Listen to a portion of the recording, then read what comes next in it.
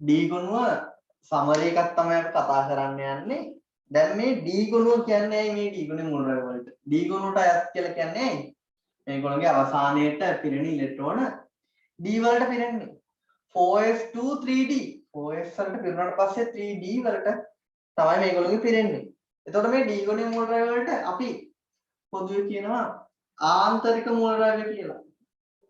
මම ඔයාලට D ගුණයට අදාළව තියරි වීඩියෝ දෙකක් දාලා තියෙනවා. අද කරන්නේ සාරාංශයක් කතා කරන එක. එතකොට මේ වීඩියෝ දෙකේ ඔක්කොම සිද්ධාන්ත කවර් කරගන්න. ආන්තරික මූලද්‍රව්‍ය අර්ථ දැක්වීම ගණිතදී නව නිර්දේශයේ වෙනසක් සිද්ධ වෙලා තියෙනවා. දැන් ආන්තරික මූලද්‍රව්‍ය කියන්නේ මූලද්‍රව්‍ය අවස්ථාවේ හෝ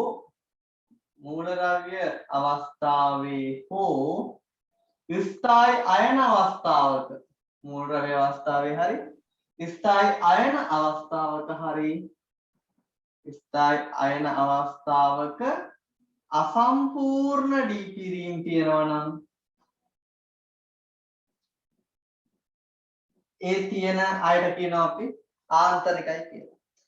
පරණ නිර්දේශයේ ඕල් සිලබස් එකේ තිබුණේ ස්ථායි අයන අවස්ථාවකට අසම්පූර්ණ D පිරීම් තියෙන එක.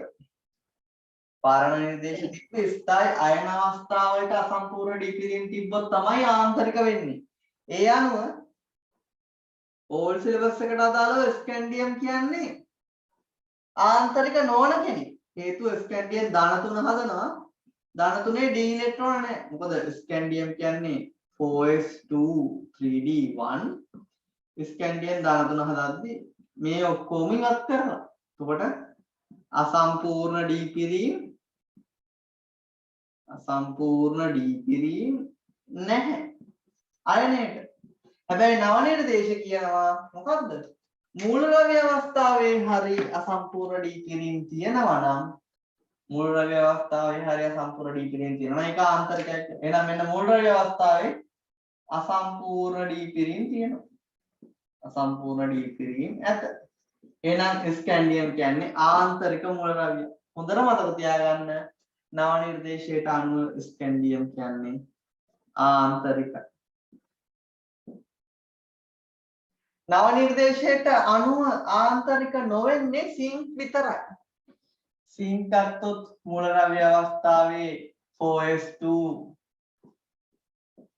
3d10 D ඔක්කොම පිරීලා සිංක් ධන දෙක හදන අයනය හදද්දී ස්ථායිකම අයනය මේ අයනය හදද්දී බාහිරම ඉන්න 4s වලින් ඉලෙක්ට්‍රෝන දෙකක් ඉවත් කරන්න. එතනකොට එතන තියෙන්නේ 3d10. එහෙනම් මෙයාගේ අසම්පූර්ණ D පිරීම මූලද්‍රව්‍ය අවස්ථාවෙත් නැහැ, ස්ථායි අයන අවස්ථාවලත් නැහැ.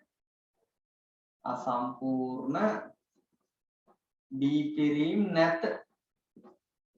නම් හොඳට මතක තියාගන්න නව නිර්දේශයට අනුව ආන්තරික නොවෙන්නේ සිංක් විතරයි. සිංක් ගත්තොත් ආන්තරික නොවන.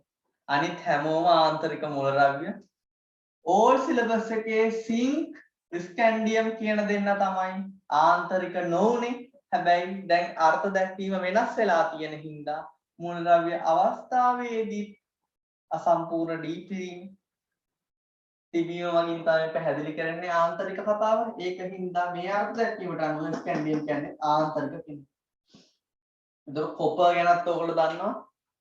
කොපර් වල ගත්තොත් 3d10 4s1 කොපර් මූලද්‍රව්‍ය අවස්ථාවේ අසම්පූර්ණ D පිරීම නැහැ. ඔක්කොම පිරීලා තියෙන්නේ. නේද? 4s1 3d10 ඉන්නේ. කොපර් 29. කොපර් ධනයක හදද්දී 4s1 ඉවත් වුණාම 3d10 අසම්පූර්ණ D පිරීම නැහැ. හැබැයි කොපර් හදන කොපර් ධන දෙක ස්ථායි අයනයට අසම්පූර්ණ D පිරීම තියෙනවා. ඒකින්ද කොපර් කියන්නේ ආන්තරික කෙනෙක්. ආන්තරික මූලද්‍රව්‍ය. එහෙනම් හොඳට මතක තියාගන්න. සිංක් විතරයි ආන්තරික නොවෙන්නේ.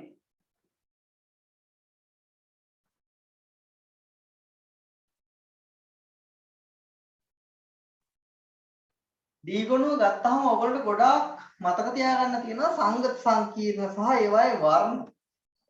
එහෙනම් ඇයි මේ සංගත සංකීර්ණ හදන්නේ D ගුණුවේ කට්ටිය? සංගත සංකීර්ණ සෑදීම කරනවා. ඇයි මේ සංගත සංකීර්ණ සෑදීම D ගුණය කරන්න විශේෂයි.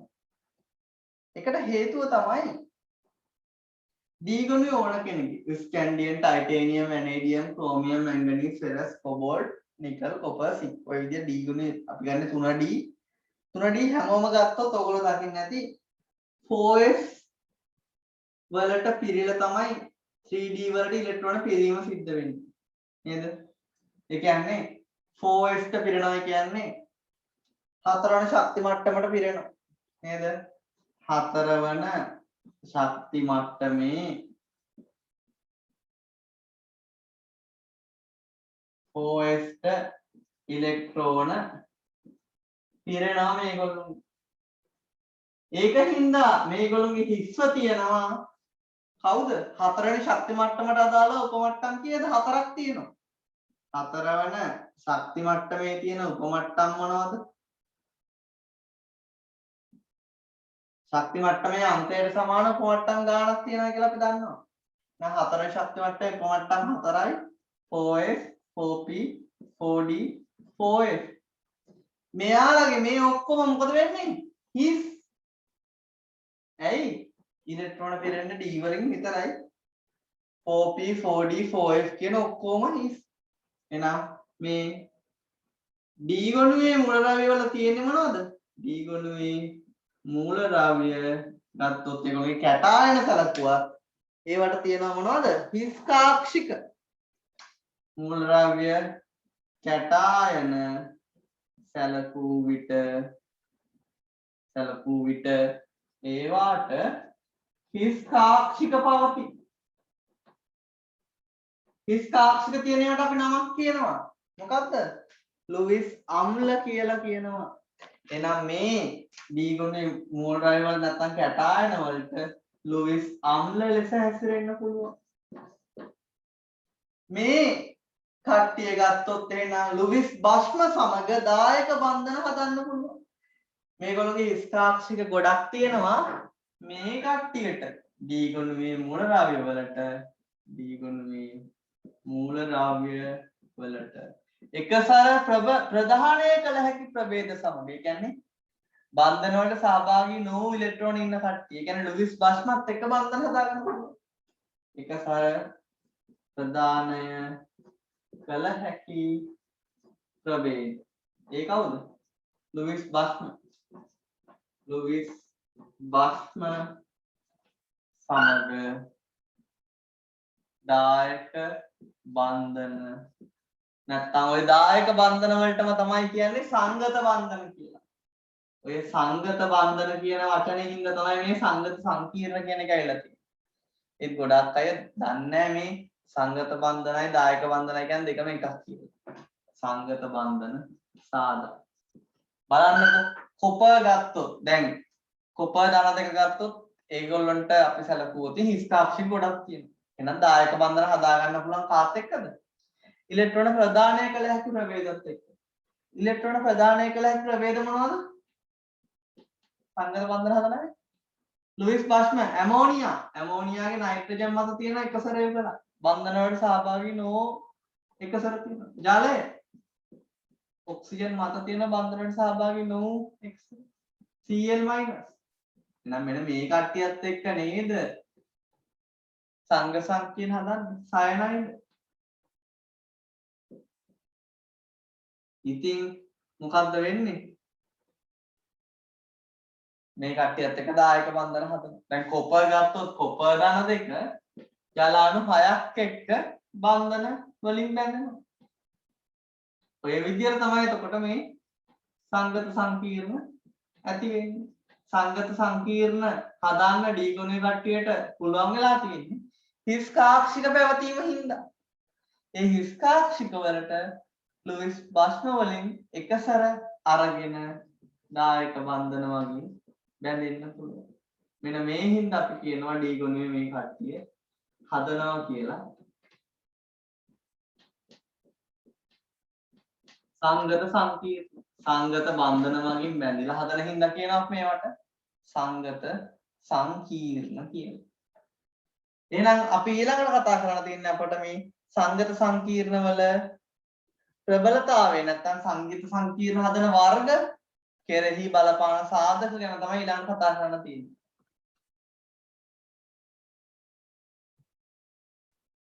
ඊළඟට මේ දායක බන්ධන හදපු මේ ප්‍රභේද වලට අපි තව නමක් කියනවා. ඒ කියන්නේ ලුයිස් ප්‍රශ්න කියලා මම කිව්වේ. මේගොල්ලන්ටම කියනවා අපි ලිගන කියලා. ඒකත් මතක තියාගන්න මේගොල්ලන්ට ලිගන කියලා කියනවා. මේ බන්ධන වලට දායක බන්ධන කියලා කියන්න පුළුවන් නැත්නම් සංගත බන්ධන කියලා කියනවා. සංගත බන්ධන. හරිනේ? හරි. ඔය කොටස් වල මොන හරි පැහැදිලි කරන්න තියෙනවා නම් අහන්න. ඊළඟට කතා කරන්නේ මේ සංගත සංකීර්ණ වල වර්ණය කෙරෙහි බලපාන පුළුවන් සාධක. නැත්නම් සංගත සංකීර්ණ ස්වභාවය කෙරෙහි බලපාන පුළුවන් සාධක. ලියා ගන්න සංගත සංකීර්ණ වල වර්ණය කෙරෙහි බලපාන සාධක මොනවද? අපි දන්නවා එක එක සංගත සංකීර්ණ එක එක වර්ණ ගැන දෙන්නේ. ඒකට මොනවද බලපාන සාධක? එකක් තමයි මධ්‍ය ලෝහායනය. මැද තියෙන ලෝහායනය වෙනස් වෙද්දී ජලයත් එක්ක හදන සංගත සංකීර්ණ වර්ණ ගත්තොත් මැද ඉන්න කෙනා වෙනස් වුණොත් මැද ඉන්න ලෝහ කැටායනය වෙනස් වුණොත් වර්ණය වෙනස් වෙනවා. එහෙනම් මොකද්ද? මධ්‍ය ලෝහ කැටායන. මධ්‍ය ලෝහ කැටායනයේ ඔක්සිකරණ අංකය වෙනස් වෙද්දී මොකද වෙන්නේ? වර්ණය වෙනස් වෙනවා. ක්‍රෝමියම් ධන 2 ජලීය ද්‍රාවණයක් නිල් පාටයි, ක්‍රෝමියම් ධන 3 ජලීය ද්‍රාවණයක් නිල් ධම් පාටයි. එහෙනම් මධ්‍ය ලෝහායනය වගේම ඉන්න ලෝහ කැටායනයේ මධ්‍ය ලෝහ කැටායනයේ ඔක්සිකරණ අංකය වෙනස් වෙද්දී වර්ණය වෙනස් වෙනවා. මධ්‍ය ලෝහ කැටායනයේ ඔක්සිකරණ අංකය ඔයගොල්ලෝ දන්නවා කොපර් ධන 2 ගත්තොත් ඇමෝනියානු 4ක් එක්ක වැදෙන්නේ. කොපර් ධන 1 ගත්තොත් ඇමෝනියානු 2ක් එක්ක වැදෙන්නේ. ඒ ලිගන බැඳෙන ප්‍රමාණය සම්පූර්ණයෙන් වෙනස් වෙනවා. අනිත් එක තමයි ලිගන වල ස්වභාවය. ලිගන වෙනස් වෙනත් වර්ණය වෙනස් වෙනවා. ලිගන වල ස්වභාවය. පැහැදිලිද? සාමාන්‍ය ඔක්සිකරණ අංකය වැඩි වෙන්න සම්බන්ධ කරගන්න පුළුවන් ලිගන ප්‍රමාණය වැඩි වෙනවා. එහෙනම් මේ වර්ණ ඇති වෙන්න ලිගනේ විතර ජලයේ හිටියොත් එක වර්ණයක්. ඇමෝනියා හිටියොත් තව වර්ණයක්. Cl නේ හිටියොත් තව වර්ණයක්. පැහැදිලිද? එහෙනම් කොපර් ධන 2 කියන එකම ලෝහ කැටායනයක් සැලකුවොත් ඔක්සිකරණ අවස්ථාවත් එකම කරලා ලිගන වෙනස් වෙද්දි වර්ණය වෙනස් වෙනවා. කොපර් ජලයත් එක්ක හිටියොත් නිල් පාටයි. කොපර් සාන්ද්‍රශීලයේ Cl ඍණ ලිගනේ විදිහට හිටියොත් තව පාටක් නේද? ලිගනේ වෙනස් වෙන්න වර්ණය වෙනස් වෙනවා. මම මුලින්ම පොඩි දෙයක් පැහැදිලි කරන්නම්. ඕගොල්ලන්ට අපේ නිර්දේශයේ අපි උදාහරණයක් ගත්තොත් කොපර් ගැන කතා කරද්දී කොපර් ජලීය ද්‍රාවණයේදී ඉන්නේ කොහොමද? කොපර් ධන 2ට අපි දානවා ජලය. කොපර් ධන 2ට ජලය දැම්මහම ඉන්නේ කොහොමද? කොපර් තව ජලාණු 6ක් එක්ක බැඳලා තමයි ඉන්නේ. නේද?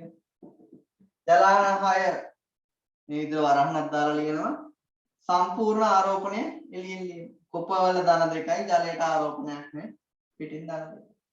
අපි මේකට කොපර් ජලීය ද්‍රාවණයට තනුක ඇමෝනියා දැම්මහම මොකද වෙන්නේ? නැත්නම් ජලීය ඇමෝනියා දැම්මහම මොකද වෙන්නේ? ජලීය ඇමෝනියා කියන්නේ මොනවද? Ammonium hydroxide.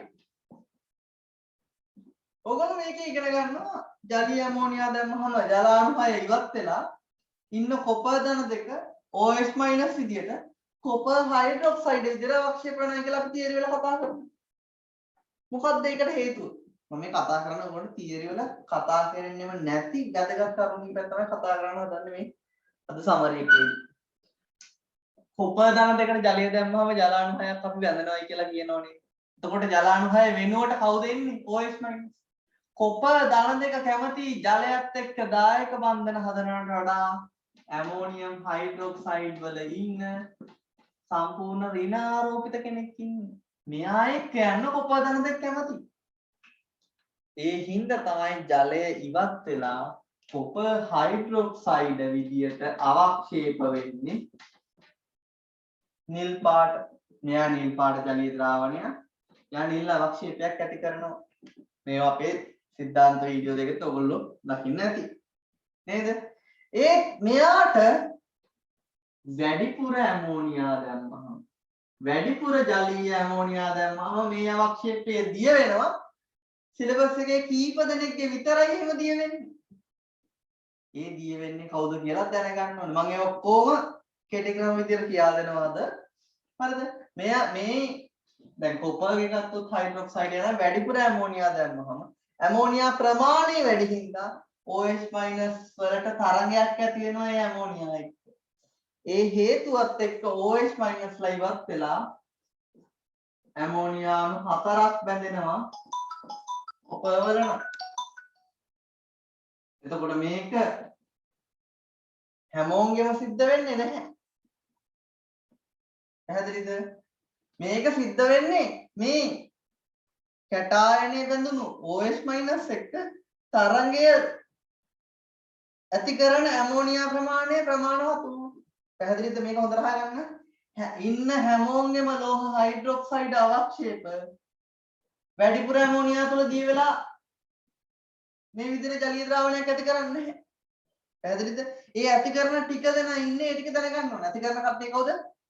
කොබෝල්ට්, nickel, copper, zinc, cadmium, silver. ඒවා මම කෙටි ක්‍රම විදිහට දෙන්නම්. පැහැදිලිද? ඒතර උනේ මොකද්ද? හයිඩ්‍රොක්සයිඩ් අවක්ෂේපය ඇති වුණාට පස්සේ කියන්නේ කොපර් දාන දෙක OH- එක ගියාට පස්සේ අපි වැඩිපුර තව ඇමෝනියා දානවානේ. ඒතර ඇමෝනියා ප්‍රමාණය වැඩි වුණානේ. ඒ හින්දා තමයි මෙයා OH- ඉවත් වෙලා ඇමෝනියා සම්බන්ධ වීම සිද්ධ වෙන්නේ. ඒ වගේම කොපර් ජලීය ද්‍රාවණයට අපි මේ ජලීය ද්‍රාවණයට සාන්ද්‍ර HCl දැම්මොත් මොකද වෙන්නේ?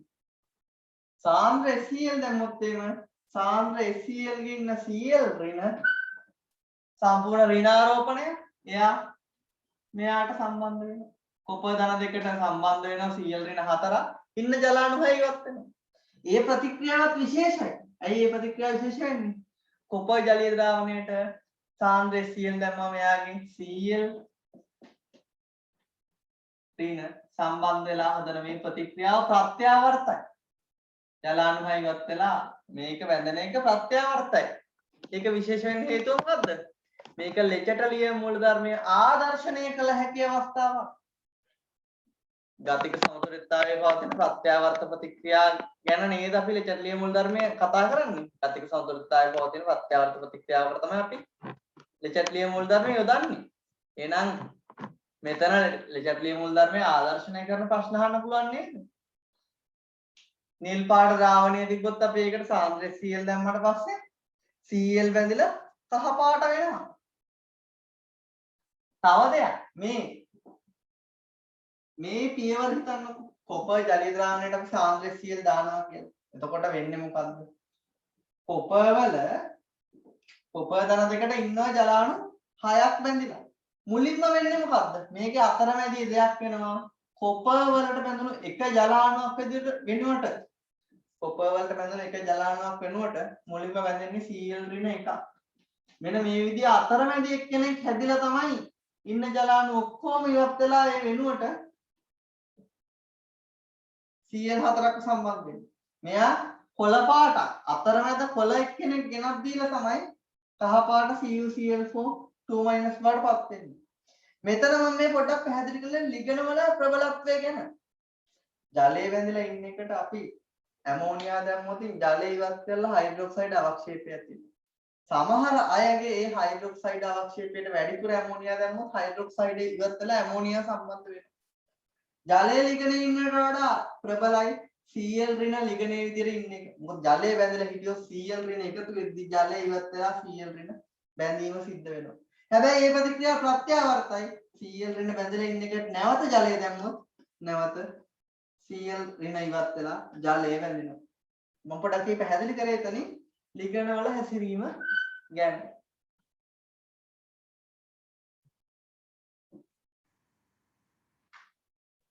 D ගොනුවේ කැටායන ගත්තොත් D ගොනුවේ කැටායන ජලය සමග අපි ගත්තොත් වෙනස් විදියකට හැසිරෙන්නේ. අපි දන්නවා S කොණුවේ කෙනෙක්ට ජලය දැම්මොත් මොකද්ද වෙන්නේ? S කොණුවේ ලෝහයකට ලෝහ කැටායනයක් ඉන්න කෙනෙක්ට ජලය දැම්මොත් වෙන්නේ ජල විච්ඡේදන. ජලය කැඩිලා ප්‍රතික්‍රියා වෙනවා. සෝඩියම් ලෝහයට ජලය දැම්මොත් සෝඩියම් හයිඩ්‍රොක්සයිඩ් හැදිලා හයිඩ්‍රජන් පිට වෙනවා. සෝඩියම් හයිඩ්‍රයිඩ් කියන සෝඩියම් කැටායනයක් ඉන්න තැනට ජලය දැම්මත් ඒ විදියයි. ජල විච්ඡේදනයක් සිද්ධ වෙනවා. Sodium hydroxide hydrogen. හැබැයි D ගුණයේ කට්ටිය මේ විදියට නෙමෙයි හැසිරෙන්නේ. S ගුණයේ කට්ටිය වගේ නෙමෙයි. දෙකම ලෝහනේ ඉතින්. හොඳම ලෝහෙ ඉන්නේ D ගුණය එක හරියි. හැබැයි S ගුණයේ කට්ටිය මේ විදියට ජල විච්ඡේදන සිද්ධ කරන්නත් D ගුණයේ කට්ටිය සංඝ සංකීර්ණ හදන්නත් හේතුව අපි දන්නවා. ස්කාක්ෂික පැවතීම හින්දා තමයි මේ දේ වෙන්නේ. එහෙනම් මේ විදියට D ගුණයේ කැටායන ගත්තොත් ජලය සමග මොකද්ද කරන්නේ? සංගත සංකීර්ණ සෑදීම සිද්ධ කරනවා. සංගත සංකීර්ණ සෑදීම සිදු කරනවා. මේවා ගත්තොත් ඔක්කොම වර්ණවත්ද? හොඳට මතක තියාගන්න. සංගත සංකීර්ණ වලින් වර්ණවත් වෙන්නේ ආන්තරික නැත්නම් තව විදිහකට අසම්පූර්ණ ඩී පිරීම් පවතින අසම්පූර්ණ ඩී පිරීම් ඇති කැටායන පමණක් විතරයි වර්ණවත් ඒවා හදන්නේ. හිතන්නකෝ ස්කැන්ඩියම් ධන තුන. ස්කැන්ඩියම් කියන්නේ ආන්තරිකයි. හැබැයි ස්කැන්ඩියම් ධන තුනේ අසම්පූර්ණ ඩී පිරීම් නෑ නේද? නෑ ස්කැන්ඩියම් හදන ජලීය ද්‍රාවණ ඔක්කොම මොනවා හරි සංඝ සංකීර්ණයක් හදනවා ඒක අවර්ණ. සිංක් හදනවා නම් සිංක් ධන දෙක අසම්පූර්ණ ඩී පිරීම් නෑ අවර්ණයි. කොපර් ධන එක අසම්පූර්ණ ඩී පිරීම් නෑ 3D10 ඔක්කොම අවර්ණයි. මතක තියාගන්න දෙයක් නෑ ලේසි. පැහැදිලිද? ඒකත් හොඳට මතක තියාගන්න. ඒක මගේ කෙටි ක්‍රමයක් ඒක අසම්පූර්ණ ඩී පිරීම් දෙන කැටායන විතරයි වර්ණවත්. ජලයක දැන් අපි කිව්වා ජලයක ප්‍රතික්‍රියා කරද්දී D ගුණයේ කට්ටිය හදන්නේ සංගත සංකීර්ණයි කියලා. හැබැයි එක්කෙනෙක් ඉන්නවා D ගුණයේ සංගත සංකීර්ණ හදන්නේ නැති ජලයත් එක්ක. පුළුවන් කෙනෙක් දන්න කෙනෙක් ඉන්නවා නම් කියන්න බලන්න කවුද කියලා. හොඳට මතක තියාගන්න. මෙන්න මේ අසම්පූර්ණ D පිරීම් නැති කැටායන ගත්තොත් ජලය එක්ක ප්‍රතික්‍රියා කරාම ඒගොල්ලෝ S කොණුවේ කට්ටිය වගේම දැන් ස්කැන්ඩියම් ධන තුන ඉන්නවා කියලා හිතන්නකෝ. එයාට ජලය දැම්මොත් වෙන්නේ ජලයේ OH ස්කැන්ඩියම් හයිඩ්‍රොක්සයිඩය හදලා හයිඩ්‍රජන් වායුව පිට කරනවා. මේක අපේ සිලබස් එකේ එන්නේ නැහැ හැබැයි විභාග ප්‍රශ්න වල ඇවිල්ලා තියෙන බස්නාහිර පළාත් පේපර් වල ඇවිල්ලා තියෙනවා. විවිධ ප්‍රශ්න පත්‍ර වල ඇවිල්ලා තියෙනවා. ඒකත් හොඳට මතක තියාගන්න. අසම්පූර්ණ ඩී පිරීම් තියෙන කට්ටිය විතරයි අර ජලාණු හයක් එක්ක සංඝ සංකීර්ණ හදන්නේ. පැහැදිලිද? එහෙනම් ඒකත් පොයින්ට් එකක් විදිහට ගමු. අසම්පූර්ණ ඩී පිරීම් ඇති කැටායන ජලාණු කීයක් එක්කද? ජලාණු 6ක් සමග බැඳෙනවා. ජල අණු 6ක් සමග බැඳෙමින් සංගත සංකීර්ණ සාධන. උදාහරණයක් ගත්තොත් කොපර් ධන දෙක ගත්තොත් ජලාණු 6ක් එක්ක බැඳිලා සංගත සංකීර්ණය හදනවා.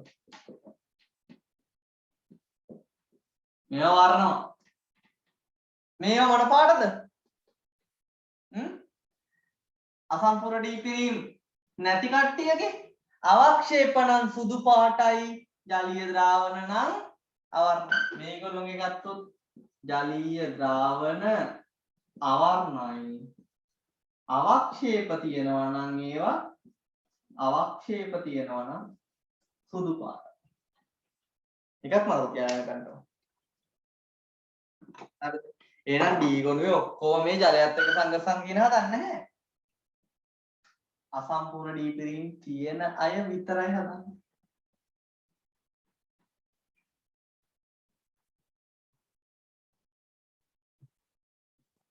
එහෙනම් D ගොනුවේ කැටායන සියල්ලම අපි ගත්තොත් ජලයේ දැන් ස්කැන්ඩියම් ධන 3 ගත්තොත් ජලයත් එක්ක හදන ජලීය ද්‍රාවණයේ වර්ණය. එතකොට මේක එක තැනක සිලබස් එකේ දීලා තියෙනවා ස්කැන්ඩියම් ජලාණු 6ක් එක්ක මෙන්න මේ විදිහට හදනවා කියලා. හැබැයි හරිම එක තමයි ස්කැන්ඩියම් හයිඩ්‍රොක්සයිඩයයි හයිඩ්‍රජනුයි පිට වෙනවා කියන එක. පැහැදිලිද? ඒක මතක තියාගන්න. මේ ජලීය ද්‍රාවණයක් විතර මේක දුන්නත් වර්ණය දැනගෙන ඉන්න ඕන. මොකද්ද වර්ණය කියලා. ඊළඟට ටයිටේනියම් ගත්තොත් ටයිටේනියම්ගේ ධන 4 අවස්ථාවට අදාළව හදන්නේ කවුද? මොකද ජලාණු 6ක්ම තමයි වැදෙන්නේ. TiH2O6 ධන කීයද? ටයිටේනියම්ගේ ධන 3ක් තියෙනවා, ධන 4ක් තියෙනවා. ප්‍රධානම ධන 3 විතරක් අපි සලකුවමු මෙතන. මොකද මම මේ කතා කරන්නේ ඔයගොල්ලෝගේ නිර්දේශයට අදාළව විතරයි. වැනේඩියම්ගේ ගත්තොත් එහෙම වැනේඩියම්ගේ ධන 2යි ධන 3යි දෙකම තියෙනවා. රිසෝස් බුක් එකේ තියෙන්නේ ධන 3 විතරයි. මම ඒත් මෙතන වැනේඩියම් ගත්තාම වැනේඩියම්ගේ ධන 2 ගත්තොත් VH2O6 2+ වර්ණය දැනගන්න ඕන. වැනේඩියම්ගේ ධන 3 ගත්තාම මම මේක මේ විදිහට නතුව වෙන විදිහකට ලියන්නම්. ඔන්න පැහැදිලි වෙන්න. අපි මෝඩරි අවස්ථාවට ගමු. ස්කැන්ඩියම්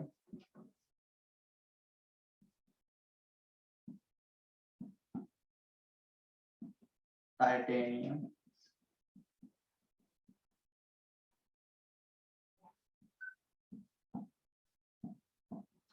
scandium titanium vanadium එක මම මෙතන ගන්නම් ධන 2යි ධන 3යි දෙකම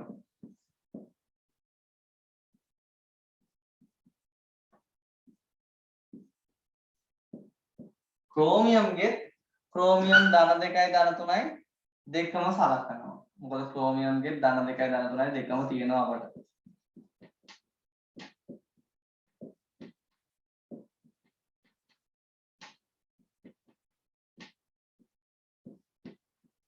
scandium titanium vanadium chromium manganese. manganese के මම ධන 2 විතරක් සලකන්නම්. ධන 3ක් තියෙනවා. ධන 3 දම් පාටයි. ධන 3 ඉතර අහුවෙන්නේ නැහැ. මොකද දෙකින් ඕනේ නැහැ. manganese ධන 2 විතරක් සලකනවා.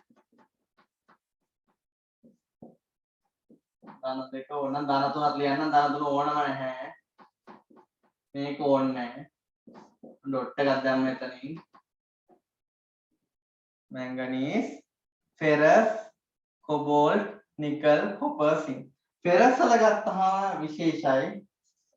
Fe ධන 2 අවස්ථාව ගැන කතා කරන්න ඕන. Fe ධන 3 අවස්ථාව ගැන කතා කරන්න ඕන. ඒ වගේම Fe ධන 2 ධන 3 ගත්තාම මේගොල්ලෝගේ තනුක සාන්ද්‍ර ස්වභාවය අනුව වර්ණ වෙනස් වෙනවා. manganese කියත් ඒ දේ වෙනවා. manganese ධන 2 සාන්ද්‍ර ජලීය ද්‍රාවණ තනුක ජලීය ද්‍රාවණ. දැන් Fe ධන 2 සාන්ද්‍රණයේ වැඩි අවස්ථාව අඩු අවස්ථාව විදිහට අවස්ථා දෙකකට කතා කරනවා සාන්ද්‍ර තනුක විදිහට වර්ණය වෙනස් වෙනවායි කියලා. හරිද? ඒ කතාවත් අපි ගන්න ඕනේ මෙතන. ferrous cobalt ගේ මම cobalt ධන 2 විතරක් සලකන්නම්. cobalt nickel පොඩ්ඩක් ඊට ප්‍රශ්නයක් එනවා. එක තැනකට ඒ ගන්න ඕනේ ඔක්කොම ටික. cobalt nickel ධන 2 අවස්ථාව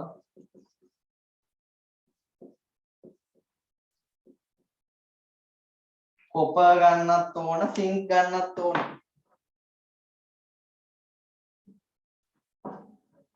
හරි. තව copper H2O6 2+ zinc H2O6 2+. වර්ණ ලියන්න බලන්න තනියම මතකද කියලා බලන්න ඕගොල්ලෝ.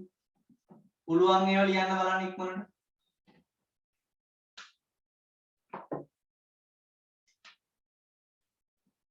පුළුවන් කට්ටියගේ ඉක්මනට පුරවගෙන යන්න. මේකේ අවසානයේ ලියා ගන්න copper H2O6ක් එක්කයි zinc H2O6ක් එක්කයි.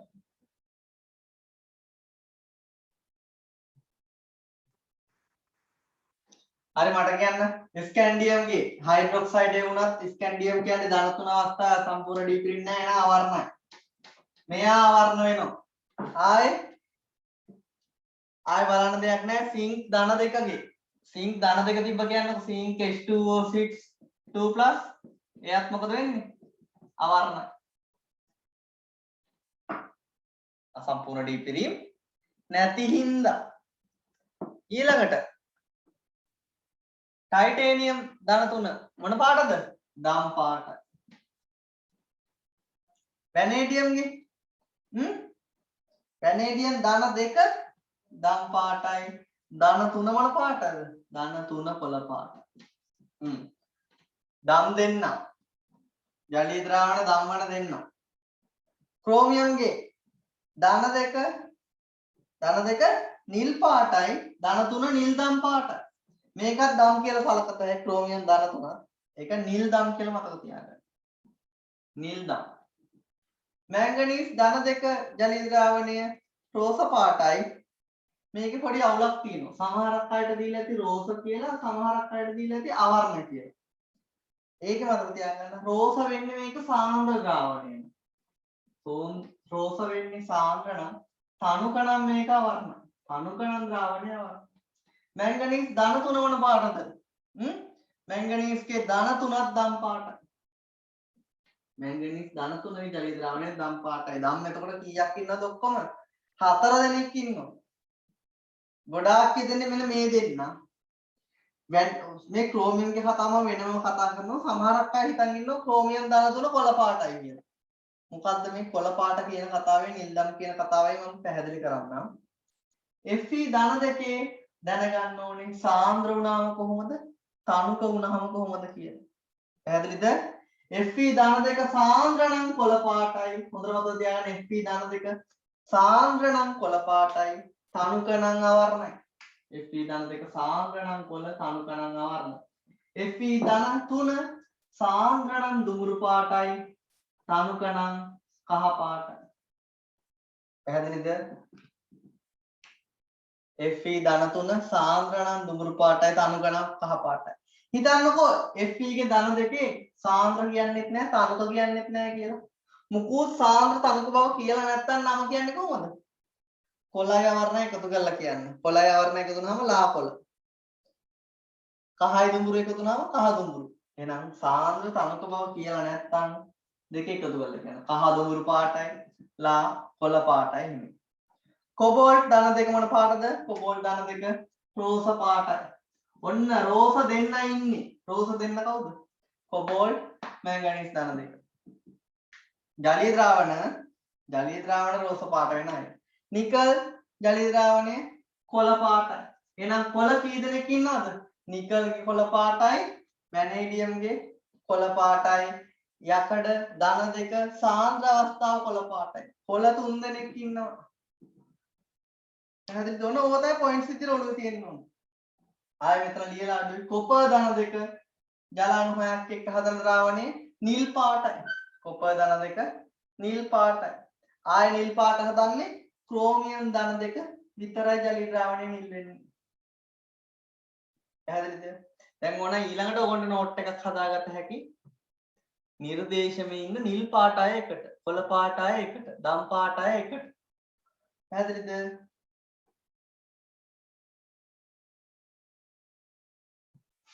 මෙතන අපිට ප්‍රශ්නයක් එනවා ඇයි අසම්පූර්ණ ඩීපිරීම්?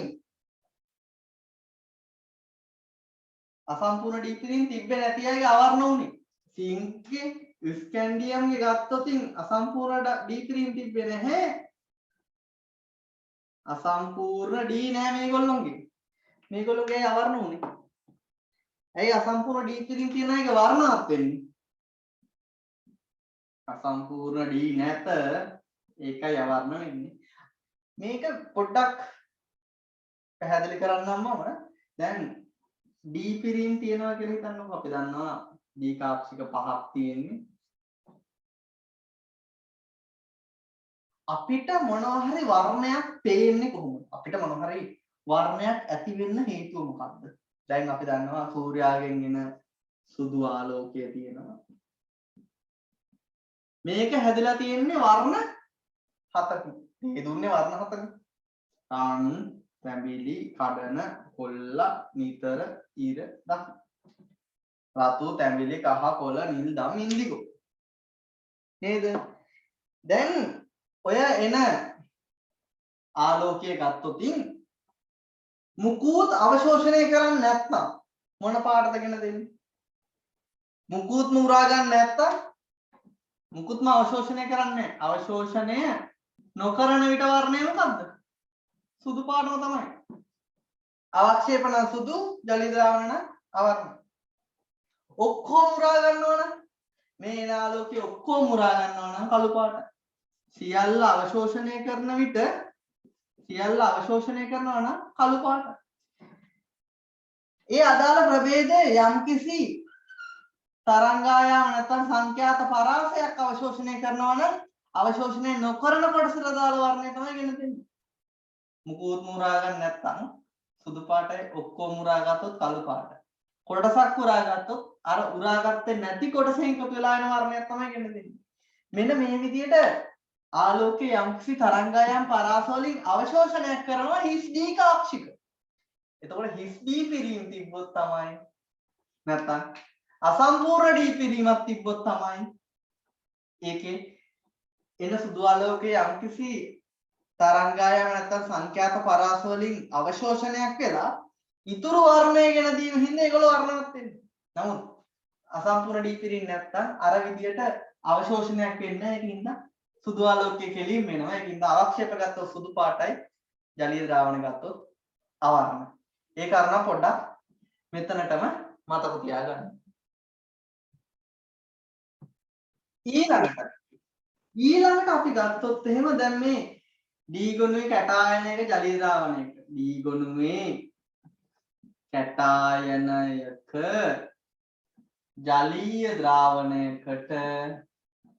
ජලීය ද්‍රාවණයකට මම යොදනවා තනුක ඇමෝනියා යෙදුවහම මොකද වෙන්නේ? තනුක ඇමෝනියා කියන්නේ මොනවද? තනුක ඇමෝනියා කියන්නේ ඇමෝනියා ජලයත් එක්ක ඉන්නවා කියන්නේ මොකද? ඇමෝනියම් හයිඩ්‍රොක්සයිඩ් NH4OH දාන්න. එහෙනම් හයිඩ්‍රොක්සයිඩ් අවක්ෂේප ඇති වෙනවා. එතකොට මොකද වෙන්නේ? හයිඩ්‍රොක්සයිඩ් අවක්ෂේප ඇති වෙනවා. මොකද ඒ කැටායනය OH- එක ගිහිල්ලා අවක්ෂේප වීම තමයි එතකොට වෙන්නේ. හරිද? එතකොට මේ ඇතිවන අවක්ෂේපයේ වර්ණය දැන් කොපර් ගත්තොත් කොපර් හයිඩ්‍රොක්සයිඩ් විදියට අවක්ෂේප වෙනවා. නිකල් ගත්තොත් නිකල් හයිඩ්‍රොක්සයිඩ් විදියට අවක්ෂේප වෙනවා. ක්‍රෝමියම් ගත්තොත් ක්‍රෝමියම් හයිඩ්‍රොක්සයිඩ් විදියට අවක්ෂේප වෙනවා. ඊට පස්සේ මැංගනීස් ගත්තොත් මැංගනීස් හයිඩ්‍රොක්සයිඩ් විදියට අවක්ෂේප වෙනවා. කොබෝල්ට් ගත්තොත් කොබෝල්ට් හයිඩ්‍රොක්සයිඩ් විදියට අවක්ෂේප වෙනවා. යකඩ ගත්තොත් දාන දෙකේ හයිඩ්‍රොක්සයිඩ් දාන තුනේ හයිඩ්‍රොක්සයිඩ් නේද? ඔය විදිහට ජලීය ද්‍රාවණ සංගත සංකීර්ණ කට්ටිය සිංක් කැඩ්මියම් ලගේ නම් ඕනත් නැහැ. මොකද අපි ඒගොල්ලෝ දන්නවා සිංක් ස්කැන්ඩියම් ලගේ ඕනත් නැහැ. අපි දන්නවා අවක්ෂේපය කොහොමද ඒගොල්ලෝගේ සුදු පාටයි කියලා. මෙතන පොඩි ප්‍රශ්නයක් ආවා නේද? ක්‍රෝමියම් සම්බන්ධ ක්‍රෝමියම් ජලීය ද්‍රාවණ සම්බන්ධව පොඩි ප්‍රශ්නයක් තිබ්බ අපට. අපි දන්නවා ක්‍රෝමියම් ධන තුන අපි කියනවා රෙඩොක්ස් වලදී කොළ පාටයි කියලා. ඒත් අපි දැක්ක අපි ක්‍රෝමියම් ධන තුනේ ජලීය ද්‍රාවණය කතා කරද්දී කිව්වා නිල් දම් පාටයි කියලා. නැත්නම් දම් පාට නැත්නම් නිල් දම් පාට. මොකද්ද මෙතන තියෙන ප්‍රශ්නේ? ක්‍රෝමියම් ඇයි අපි ආම්ලික මාධ්‍යයේ රෙඩොක්ස් වලදී කියනවා කොළ පාටයි කියලා. හොඳට මතක තියාගන්න. ක්‍රෝමියම් ධන තුන ජලීය ද්‍රාවණය කියන්නේ ක්‍රෝමියම් ධන තුන ජලයත් එක්ක විතරක් ඉන්නකොට. හොඳට මතක තියාගන්න ක්‍රෝමියම් ධන තුන ජලයත් එක්ක විතරක් ඉන්නකොට තමයි නිල්දම් වෙන්නේ මේ ක්‍රෝමියම් ධන තුනේ ජලාණුවක් වෙනුවට වෙන කවුරු හරි ඇනායනයක් ඉන්නවනම් හිතන්නකෝ මේ ජලීය ද්‍රාවණයේ Cl ටිකක් තිබ්බා කියලා. එතකොට Cr Cl H2O පහක් තමයි වැදෙන්නේ. එතකොට ධන 3යි ඍණ 1යි ධන 2යි. මාධ්‍යයේ සල්ෆියුරික් හිටියොත් සල්ෆේට මෙයාට වැදෙනවා. ජලාණු 5යි. පැහැදිලිද? එතකොට ධන 3යි ඍණ 2යි ධන 1යි. හොඳට මතක තියාගන්න මාධ්‍යයක් වුණොතින් ආම්ලික මාධ්‍යයේදී ඇති වුණොතින් තමයි මේ ඇනායන ඉඳලා ආම්ලික මාධ්‍යයේදී තමයි ක්‍රෝමියම් ධන 3 කොළ වෙන්නේ.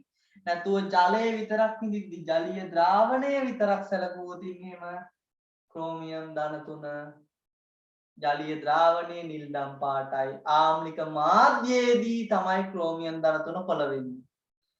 පැහැදිලිද? සාමාන්‍යයෙන් අපි කෙනෙක්ගේ වර්ණය කියලා කියන්නේ ජලීය ද්‍රාවණයේ වර්ණය. හැබැයි මේ ක්‍රෝමියම් කියන කෙනා ආම්ලික මාධ්‍යයේදී ඉන්නකොට ඒ ඇනායනත් එක්ක සම්බන්ධ වෙන හින්දා කොළ පාටට ඉන්නවා. තරුවක් දාලා ලියා ගන්න. Cr ධන 3 ආම්ලික මාධ්‍යයේ Cr ධන 3 ආම්ලික මාධ්‍යයේ ඇනායන සමග බැඳී ඇති විට ජලීය ද්‍රාවණය කොළ පැහැවන අතර ජලය පමණක් පවතින විට නිල්දම් වේ. මෙන්න මේ ටික ඇඳලා පෙන්නන්න.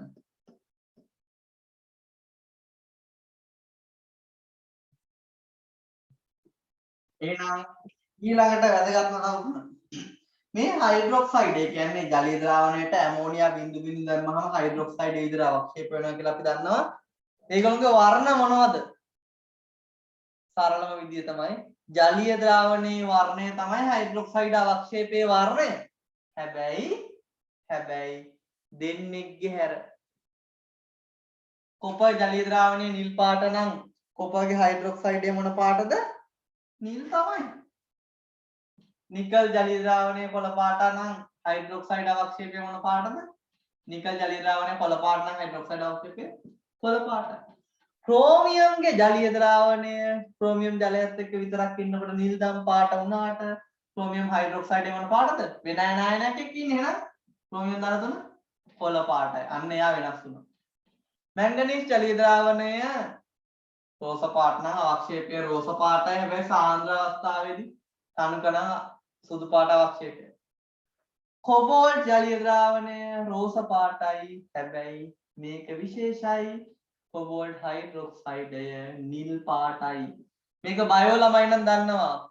කොබෝල්ට් පාත්‍ර පරීක්ෂාව කරනවා නේද? පූටිකාවල යටි අපිචාර්මීය සෛල වලින් වැඩිපුර උස්වේදනය සිද්ධ වෙන මොකද්ද කතාවකට බයෝ වල මේ කතාව වෙනවා. එතකොට කරන්නේ නිල් පාට කොබෝල්ට් හයිඩ්‍රොක්සයිඩ් පාත්‍රය ඇල්ලුවම මේක රෝස පාට වෙන එක.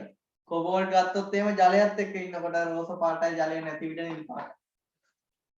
මේක වෙනස් වුණා. ජලීය ද්‍රාවණයේ වර්ණය නෙවෙයි අවක්ෂේපයේ වර්ණය. යකඩවල නම් සාන්ද්‍ර අවස්ථාව ගත්තොත් කොළ පාටයි. මෙයාගේ සාන්ද්‍ර අවස්ථාව ගත්තොත් දුමුරු පාටයි. සිං මේ දෙන්නගේම අවක්ෂේප සුදු පාටයි. පැහැදිලිද? හරි. ඔන්න අවක්ෂේප වල වර්ණ ටික. එතකොට කොළ කිව්වොත් එහෙම එතන මතක් වෙන්න ඕනේ කොළ තුන් දෙනෙක් ප්‍රධානව නිකල්, ක්‍රෝමියම්, යකඩ ධන දෙක අවස්ථාව. මේ ආක්ෂේප අතරින් ඉන්නවා දෙන්නෙක්. වාතයට නිරාවරණය වුණහම වර්ණය වෙනස් කරන. මට කියන්න බලන්න. වාතයට නිරාවරණය වෙන්න තිබ්බහම මේ අවක්ෂේප වලින් වර්ණය වෙනස් කරන අය කවුද?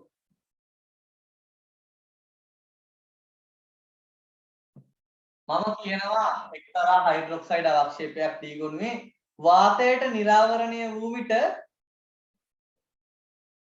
කළු දුමුරු පැහැයටපත් වේ. දුමුරු පැහැයගෙනදී වාතයට නිරාවරණය වූ විට මේ කියන හයිඩ්‍රොක්සයිඩ් අවක්ෂේපය දුමුරු පාට වෙනවා.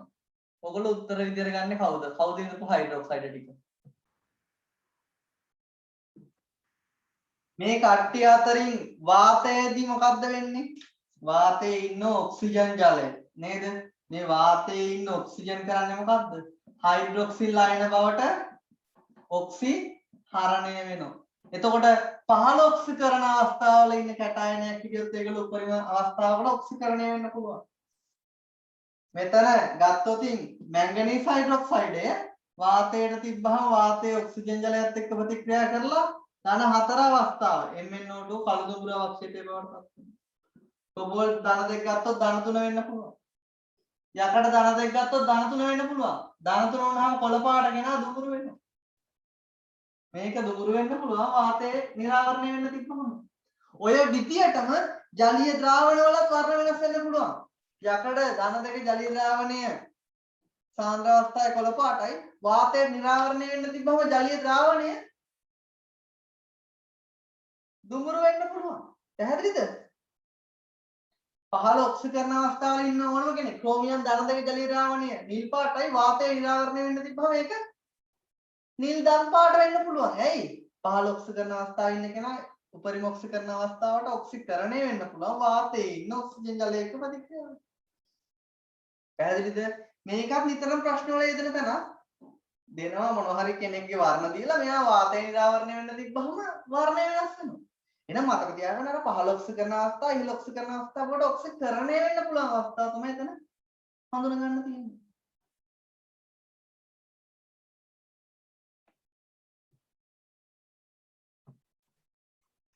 ඊළඟට අපට කිව්වොතින් වැඩිපුර ඇමෝනියා දැම්ම කියලා. දැන් මේ විදියට සමුක ඇමෝනියා දැම්මම ආක්ෂේප ඇති වෙනවා. මේ අවක්ෂේපය වලට අපි වැඩිපුර ඇමෝනියා දැම්මම දිය වෙන්නේ කවුද? මේ අවක්ෂේප අතරින් කිහිප දෙනෙක් ඉන්නවා.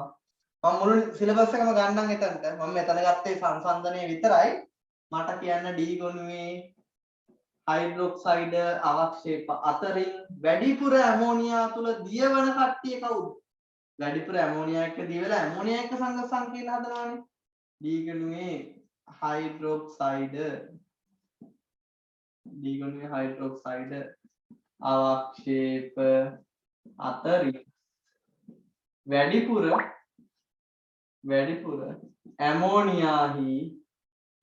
ඇමෝනියාහි දියවන අවක්ෂේප. දැන් අපි D ගොනුවේ හයිඩ්‍රොක්සයිඩ් අවක්ෂේප කිව්වා. ඒ අවක්ෂේප අතරින් කවුද වැඩිපුර ඇමෝනියා දැම්මම දිය වෙන්නේ? හරි ලේසි. මෙන්න මේ කට්ටිය. Cobalt, nickel, copper, zinc. හරිද? මේ කට්ටියගේ hydroxide, nickel hydroxide, copper hydroxide. ඒ කියන්නේ මෙයාගේ ධන 2 අවස්ථාව. මම එහෙම ලියන්නේ නැතුව මේකේ ධන 2 කියලා ලියන්න. මෙන්න මේ කට්ටියගේ හයිඩ්‍රොක්සයිඩ් අවක්ෂේප ගත්තොත් ඒ වැඩිපුර ඇමෝනියා තුල දිය වෙනවා. ඒ වගේම කොපර්ගේ තව ඉන්නවා කොපර් ධන 1. කොපර් වගේම හැසිරෙනවා කොපර්ට පහළින් ඉන්න සිල්වර්. සිල්වර් 4 D කෙනෙක් වුණාට දැන් අපිට සිල්වර් D ගුණයේ රසායනික විදිහට අපි ඉගෙන ගන්න නැහැ. හැබැයි සිල්වර් රසායනය ගැන මම ඔයාලට වෙනම දීලා ඇති. හේතුව තමයි කොපර් විදිහටම තමයි සිල්වර් හැසිරෙන්නේ. කොපර් ධන 1 ඕගොල්ලෝ දන්නවා ආන්තරික නොවන අවස්ථාවක්. මෙයා ආන්තරික නොවන නේද? එහෙනම් මෙයාත් ආන්තරික නොවන. මේ දෙන්නම ආන්තරික නොවන අවස්ථා. කොපර් ධන 1 ගත්තොත් එහෙම 3D10 වින්‍යාසය තියෙනවා. සින්ක් වගේම හැසිරෙනවා. සින්ක්ට පල්ලෙහෙන් ඉන්න කවුද? කැඩ්මියම් දානවා. මෙන්න මේ කට්ටියගේ හයිඩ්‍රොක්සයිඩ් විතරයි වැඩිපුර ඇමෝනියා තුළ දිය වෙන්නේ. කොබෝල්ට් හයිඩ්‍රොක්සයිඩ් දැම්මොත් වැඩිපුර ඇමෝනියා දැම්මම මොකද වෙන්නේ?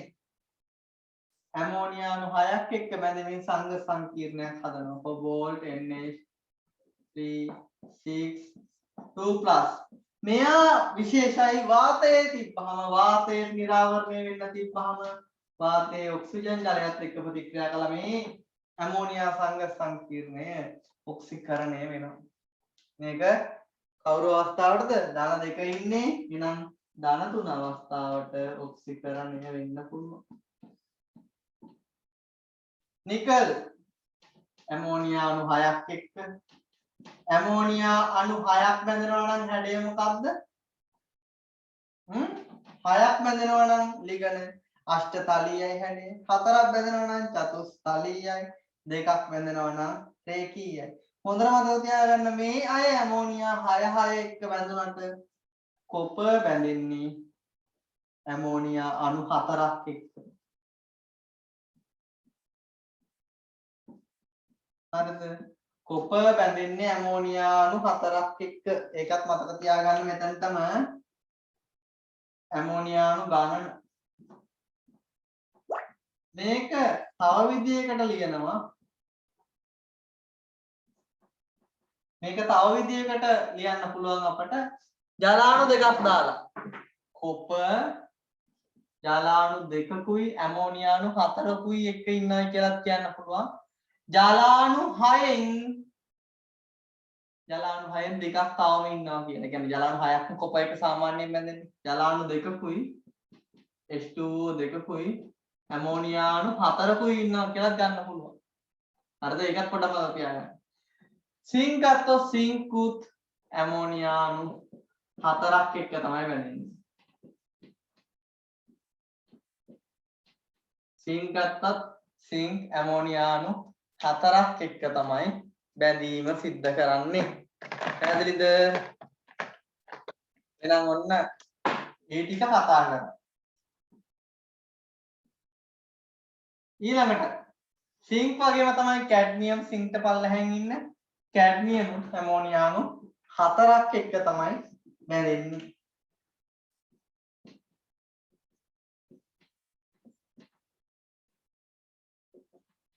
මේ දෙන්න සිල්ල ධන එක කොපර් ධන එක ගත්තොත් කියුප්‍රස් ගත්තොත් කොපර් ධන දෙක නම් ඇමෝනියානු 4ක් එක්ක එහෙනම් කොපර් ධන එක නම් ඇමෝනියානු කීයක් එක්කද? ධන දෙක 4ක් එක්ක නම් ධන එක දෙකක් එක්ක. කොපර් ධන එක ගත්තොත් එහෙම CuNH3 twice දෙකක් එක්ක තමයි වෙන්නේ. ඒක රේඛීය හැඩය. රේඛීය බඳන තව කෙනෙක් ඉන්නවා සිල්ව. AgNH3 twice. ටොලරන්ස් ප්‍රතිකාරකයට ගන්නෙ. ඕගනික් වල ටොලරන්ස් ප්‍රතිකාරකය හදන්න ගන්නෙ මෙයා. සිල්ව ධන එක ඔක්සිකරණ අවස්ථාවේ ඉන්නේ.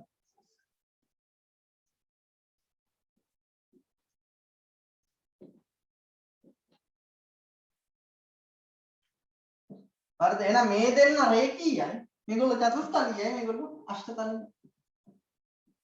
පැහැදිලිද? එහෙනම් ඔන්න මේ සෙට් එක විතරයි වැඩිපුර ඇමෝනියා දැම්මම දිය වෙන්නේ. එහෙනම් යකඩවල Fe ධන දෙකේ ධන තුනේ මැංගනීස් වගේ හයිඩ්‍රොක්සයිඩ් අවක්ෂේප වලට වැඩිපුර ඇමෝනියා දැම්ම කියලා දිය වෙන්නේ නැහැ. මේ හයිඩ්‍රොක්සයිඩ් අවක්ෂේප ටික පමණමයි වැඩිපුර ඇමෝනියා දැම්මහම දිය වෙලා යන්නේ. හරිද? මෙම අවක්ෂේප විතරක් වැඩිපුර ඇමෝනියා දැම්මහම දිය වෙලා යනවා. වෙන කිසිම කෙනෙක් දිය වෙන්නේ නැහැ. මැංගනීස්ගේ හයිඩ්‍රොක්සයිඩ්, ක්‍රෝමියම්ගේ හයිඩ්‍රොක්සයිඩ්, අයන් වල හයිඩ්‍රොක්සයිඩ් දිය වෙන්නේ. එහෙනම් දැන් මේගොල්ලෝගේ හයිඩ්‍රොක්සයිඩ් වල අවක්ෂේප වල වර්ණ අපි දන්නවා. තනියම ලියන්න බලන්න මේගොල්ලෝගේ සංඝ සංකීර්ණ ඇමෝනියා එක්ක බැඳෙන සංඝ සංකීර්ණ වල වර්ණ ටික ලියන්න බලන්න. මේ ටික ලියාගෙන ඉක්මනට වර්ණ ටික ලියන්න.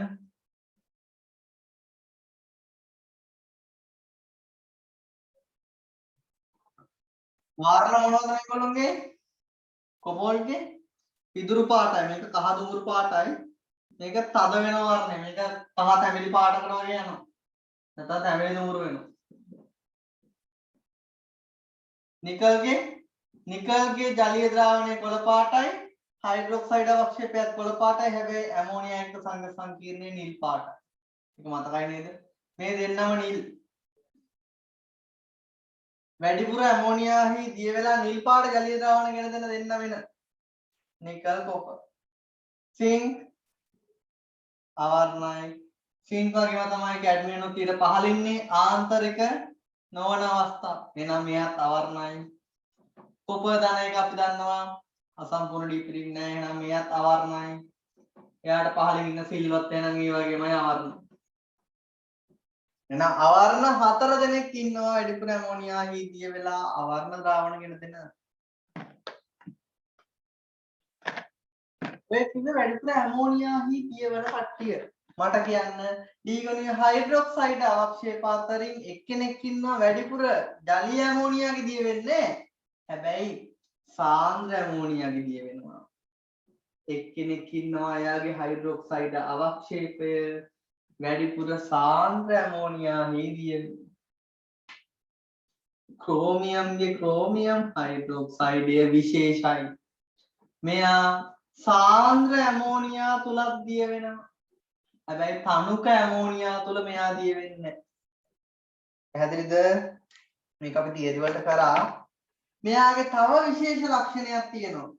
යම්කිසි කෙනෙක්ගේ හයිඩ්‍රොක්සයිඩ් අවක්ෂේපයේ වැඩිපුර භස්ම තුල දිය වෙන්නේ සෝඩියම් හයිඩ්‍රොක්සයිඩ් දැම්මහම දිය වෙනවා නම් එයා කවුද? උභයගුණී හයිඩ්‍රොක්සයිඩයක් වෙන්න ඕන. Beryllium aluminium sync tin lead කියන කට්ටියගේ හයිඩ්‍රොක්සයිඩ් අපි P ගුණයේ ඇලුමිනියම් රසායනයකට කතා කරා. උභයගුණී හින්දා වැඩිපුර භස්මය දැම්මම වැඩිපුර සෝඩියම් හයිඩ්‍රොක්සයිඩ් දැම්මම දිය වුණා. ඔන්න ඔය දේම සිද්ධ කරනවා ක්‍රෝමියම්. මම මේක තියරි වලත් කියලා ඇති ක්‍රෝමියම් කියන්නේ උභයගුණී හයිඩ්‍රොක්සයිඩයක් කියලා. හේතුව තමයි එයා වැඩිපුර සෝඩියම් හයිඩ්‍රොක්සයිඩ් තුලත් දී වෙනවා. නමුත් එයා තනුක ඇමෝනියා දැම්මහම නෙවෙයි. ක්‍රෝමියම් කියන කෙනා වැඩිපුර සාන්ද්‍ර ඇමෝනියා දැම්මහම වැඩිපුර සාන්ද්‍ර ඇමෝනියා තුල දිය වෙනවා. ඒ වගේම එයාට වැඩිපුර සෝඩියම් හයිඩ්‍රොක්සයිඩ් දැම්මම තව OH- කෙනෙක් සහභාගී කරගනිමින් සංඝ සංකීර්ණය සාදමින් දිය වෙනවා. මේක උභයගුණී වීමට ලක්ෂණය. මට කියන්න D ගුණයේ ඉන්න හයිඩ්‍රොක්සයිඩ් අවක්ෂේප අතරින් වැඩිපුර සෝඩියම් හයිඩ්‍රොක්සයිඩ් තුල දිය වෙන අනෙක් කෙනා කවුද? උභයගුණී එක්කෙනෙක් ඉන්නව නේද තව D ගුණයේ? සිංක්ගේ සිංක් හයිඩ්‍රොක්සයිඩය. සිංක් කියන්නේ උභයගුණී කෙනෙක්. නම් සිංක්ගේ මේ අවක්ෂේපයට වැඩිපුර සෝඩියම් හයිඩ්‍රොක්සයිඩ් දැම්මොත් මේ අවක්ෂේපය දිය වෙනවා නේද? මොකද සිංක් කියන්නේ උභයගුණී. මේක මේ විදිහට ලියන්නත් පුළුවන් නැත්නම් මේ විදිහට ලියන්නත් පුළුවන්.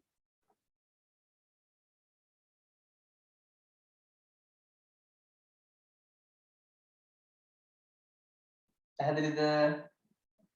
එහෙනම් මෙන්න මේ අවක්ෂේපයත් වැඩිපුර සෝඩියම් හයිඩ්‍රොක්සයිඩ් තුල දිය වෙනවා. සෝඩියම් හයිඩ්‍රොක්සයිඩ් තුල දිය වෙන D ගුණය දෙන්නෙක් ඉන්නේ.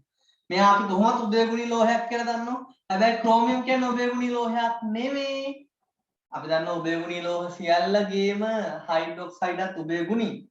හැබැයි මෙයාගේ ක්‍රෝමියම් ලෝහය උභයගුණී නොවුනට එයාගේ හයිඩ්‍රොක්සයිඩ් අවක්ෂේපය එයාගේ හයිඩ්‍රොක්සයිඩේ උභයගුණී වීම හින්දා තමයි වැඩිපුර සෝඩියම් හයිඩ්‍රොක්සයිඩ් තුල දියවීම සිද්ධ වෙන්නේ.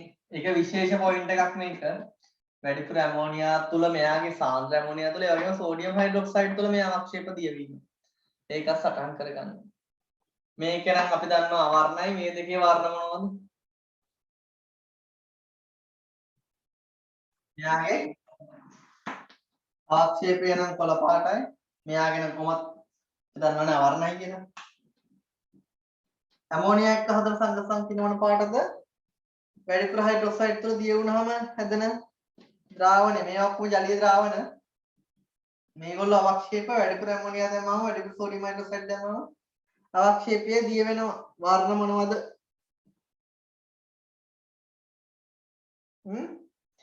මේකේ නම් මෙයා කොළ වගේම තමයි මේකත් කොළම තමයි. වැඩිපුර සෝඩියම් හයිඩ්‍රොක්සයිඩ් දැම්මම කොළ අවක්ෂේපය කොළ පාට ජලීය ද්‍රාවණයක්ම තමයි ගෙන දෙන්නේ. හැබැයි මෙන්න මෙතන වර්ණය වෙනස්. මේක සිලබස් කිහිපයක වර්ණය වෙනස් වුණා. ඕගොල්ලෝ නිර්දේශයට අනුව මේකේ වර්ණය මොකක්ද? දන්න අය ඉන්නවද? ක්‍රෝමියම් ඇමෝනියා එක්ක හදන සංඝ සංකීර්ණයේ වර්ණය. මේක කහ පාට ජලීය ද්‍රාවණය. ඇමෝනියා. එතකොට කහ පාට ඇමෝනියා එක්ක ජලීය ද්‍රාවණ හදලා තව කෙනෙක් හිටියා කොබෝල්ට් ඇමෝනියා එක්ක කොබෝල්ට් ධන දෙක අවස්ථාව. හැබැයි එතන කහම නෙමෙයි. කහ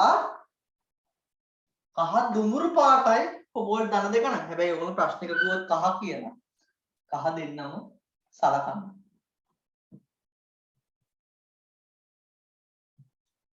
ඊළඟට සමහර ජලීය ද්‍රාවණ තියෙනවා. ජලීය ද්‍රාවණ සෙට් එකක් තියෙනවා. සාන්ද්‍රය Cl දැම්මහම වර්ණය වෙනස් කරන නැත්නම් ප්‍රත්‍යාවර්ත ප්‍රතික්‍රියා ඇති කරන ජලීය ද්‍රාවණයට සාන්ද්‍රය Cl දැම්මහම නේද?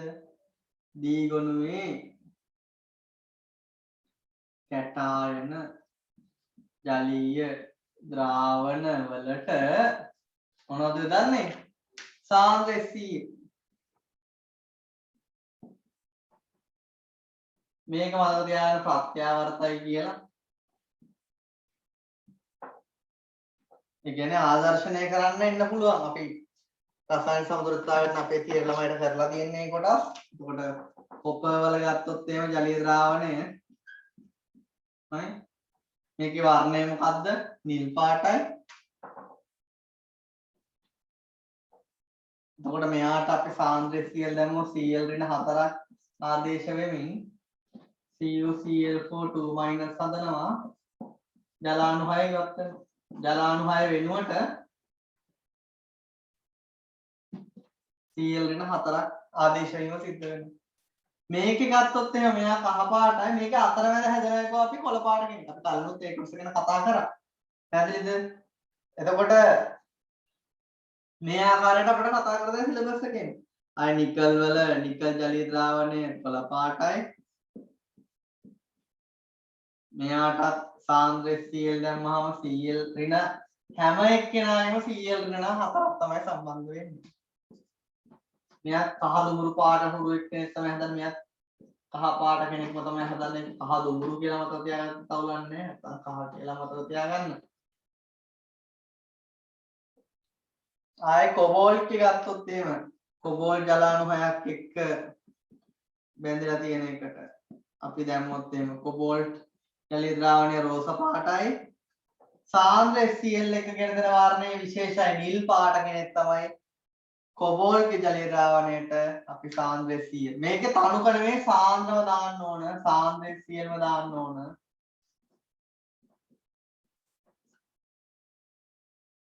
මේක නිල් පාට. ක්ලෝරින් එක්ක හදන සංඝ සංකීර්ණය ක්ලෝරයිඩ් අයනත් එක්ක නිල් පාට. ආයේ අකඩවල අවස්ථාවල කට්ටියත් අපි දන්නවා තීරවලදී අපි කතා කරනවා ජලාණු ටික ඉවත් වෙලා සාන්ද්‍ර HCl ගේ Cl ඍණත් එක්ක බැඳීම සිද්ධ වෙනවා යකඩවල. යකඩවලත් අපි ධන දෙක අවස්ථාවට මම ගන්නවා. මේ ඔක්කොම කහ පාටට හුරු ඒවා තමයි Cl ඍණත් එක්ක ගෙන දෙන්නේ. හැබැයි විශේෂ අවස්ථාව මොකද්ද?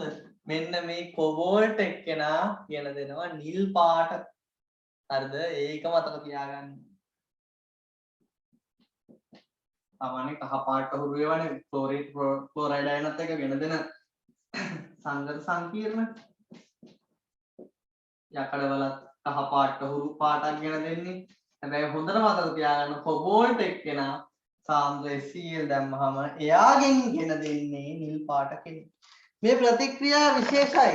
හේතුව D ගුණයේ ප්‍රත්‍යාවර්ත ප්‍රතික්‍රියාවක්. ප්‍රත්‍යාවර්ත ප්‍රතික්‍රියා ගතික සමතුලිතතාවයේ පවතින විට අපි මොන හරි සංරෝධනයක් කරොත් සංරෝධනයක් කියන්නේ මොකද්ද? මොන හරි වෙනස්කමක් කරොත් වෙන්නේ මොකද්ද? ඒ අපි සිද්ධ කරපු වෙනස්කම ඒ තිබුණු මුල් තත්වයට ගන්න තමයි පද්ධතිය සැකසෙන්නේ. අපි ඕක කතා කරලා තියෙදි. එතකොට මේකේ සාන්ද්‍රය Cl දැම්මොත් එහෙම Cl සාන්ද්‍රණය අඩු කරගන්න ඉදිරි ප්‍රතික්‍රියා දිරිමත් වෙනවා. ද්‍රාවණය කහ දුඹුරු වෙනවා. මේ කහ දුඹුරු ගෙනාවට නැවත ජලය දැම්මොත් ආපසු ප්‍රතික්‍රියා දිරිමත් වෙමින් කොළ ගෙන දෙනවා. සාන්ද්‍රය Cl දැම්මම කහ දුඹුරු වෙනවා. මේ කහ දුඹුරු ගෙනාවට ජලය දාපු ගමන් කොළ වෙනවා. එන්න මේ විදිහට වර්ණය පරිහාස ගෙන දෙන්න පුළුවන්. හොඳට ලෙචර්ඩ්ලේ මූල ධර්මය ආදර්ශනය කරන්න හඳුනා ගන්න පුළුවන්. එහෙනම් මට පොඩක් එක්කෙනෙක් කියන්න බලන්න පුළුවන් එක්කෙනෙක් මම මේ පද්ධතියට දානවා. මම මෙහෙම හිතන්නකෝ. කොබෝල්ට් සාන්ද්‍රය Cl තියෙන පද්ධතියට මම දානවා සෝඩියම් හයිඩ්‍රොක්සයිඩ්. සෝඩියම් හයිඩ්‍රොක්සයිඩ් දැම්මහම මොන පාටද ගෙන දෙන්නේ? මම මේ පද්ධතියට දානවා සෝඩියම් හයිඩ්‍රොක්සයිඩ්.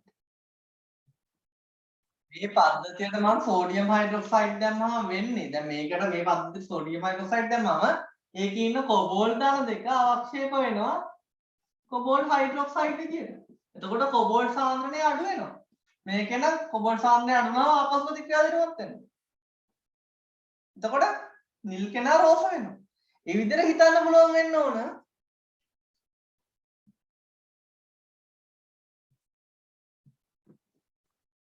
එහෙනම් මොනවා හරි වගන්තියක් කිව්වොතින් ඕගොල්ලන්ට හිතනවා බලන්න මේ වගන්තියට අනුව මොකද්ද වෙලා තියෙන්නේ කියලා.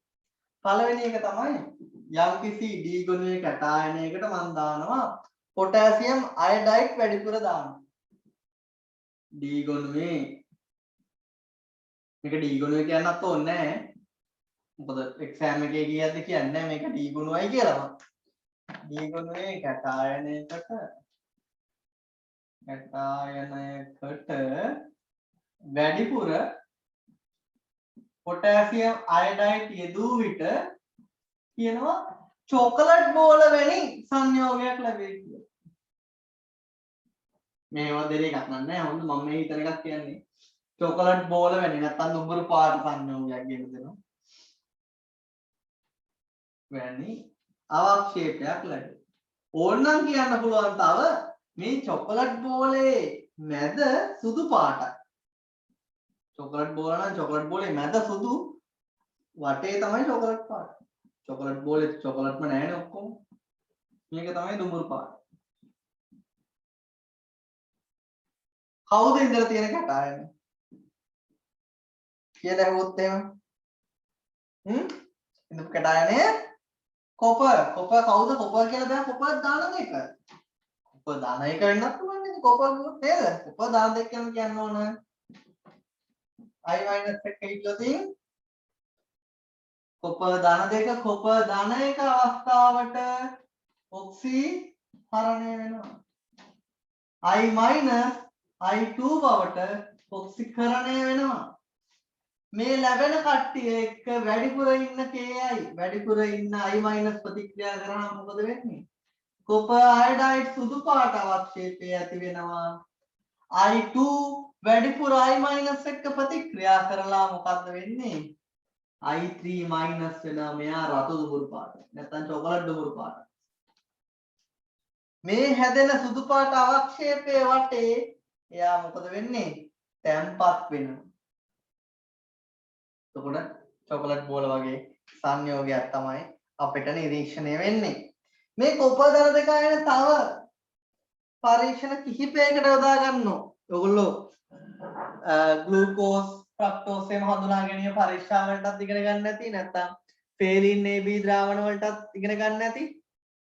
කොපර් ධන දෙක අවස්ථාවට ග්ලූකෝස් දාලා රත් කරාම කොපර් ධන දෙක ධන එක අවස්ථාවටපත් වෙලා Cu2O ගඩොල් රතු අවක්ෂේපය ලැබෙනවා කියලා.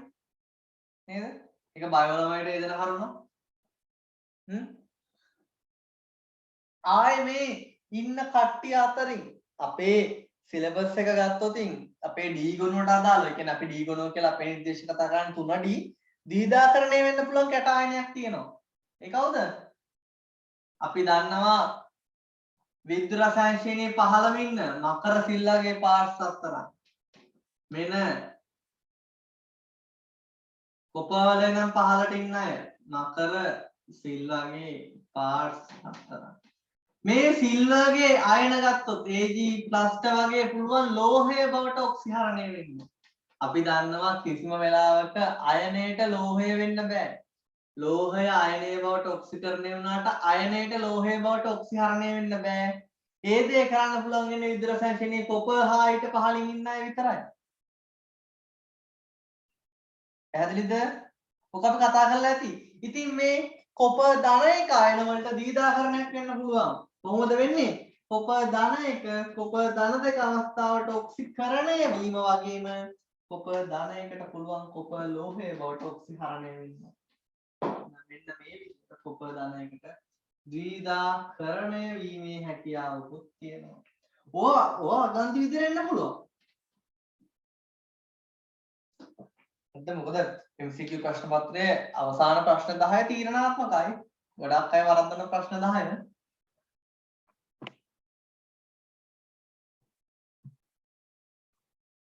අපි දැන් එතකොට කතා කරා කොපර් දාන දෙක සම්බන්ධව කතා කරා. එතන චොකලට් බෝල හැදීමක් ගැන කතා කරා. ඒ අන්ති වලින් දුන්නොත්. තව කිව්වොත් එහෙම යම්කිසි කැටායනයකට දානවා. මම D ගොනු කියලාම දෙන්නම් ඒක. D ගොනුවේ කැටායනයකට මම දානවා lead oxide මාධ්‍යයේ සාන්ද්‍ර නයිට්‍රික්. හරිද? මේකට PbO2 යොදා සාන්ද්‍ර HNO3 සමග මේක සාන්ද්‍රම වෙන්න ඕනද? මේක ඇත්තටම සාන්ද්‍රම වෙන්න ඕන නැහැ. නව නිර්දේශයේ තියෙන නයිට්‍රික් අම්ල මාධ්‍ය කියලා. මේක කලින් තිබුණ විදිහට මේක තියෙන්නේ මොන කැටායනයකටද? lead oxide යොදා නයිට්‍රික් අම්ල මාධ්‍යයේ රත් කළ විට උඩුගිය ද්‍රාවණය කියන්නේ උඩුගිය ද්‍රාවණය දම් පැහැවෙනවා. උඩුගිය ද්‍රාවණය දම් පැහැවෙනවා. මේ දේ සිද්ධ කරන්නේ කවුද? මේක ඇහුවොත් එහෙම ඇත්තටම ප්‍රතික්‍රියා එක්ක පැහැදිලි කිරීම සිද්ධ වෙන්න ඕන. එතකොට මෙතන වෙන රෙඩොක්ස් එක මොකක්ද කියලා තේරුම් ගන්න මුලින්ම. මෙතන ඉන්නවා PbO2 red oxide ධන 4 ඔක්සිකරණ අවස්ථාවේ ඉන්නවා. එයාට පුළුවන් ඔක්සි ධන 4 උපරිම ධන 2 අවස්ථාවට ඔක්සිහරණය වෙන්න.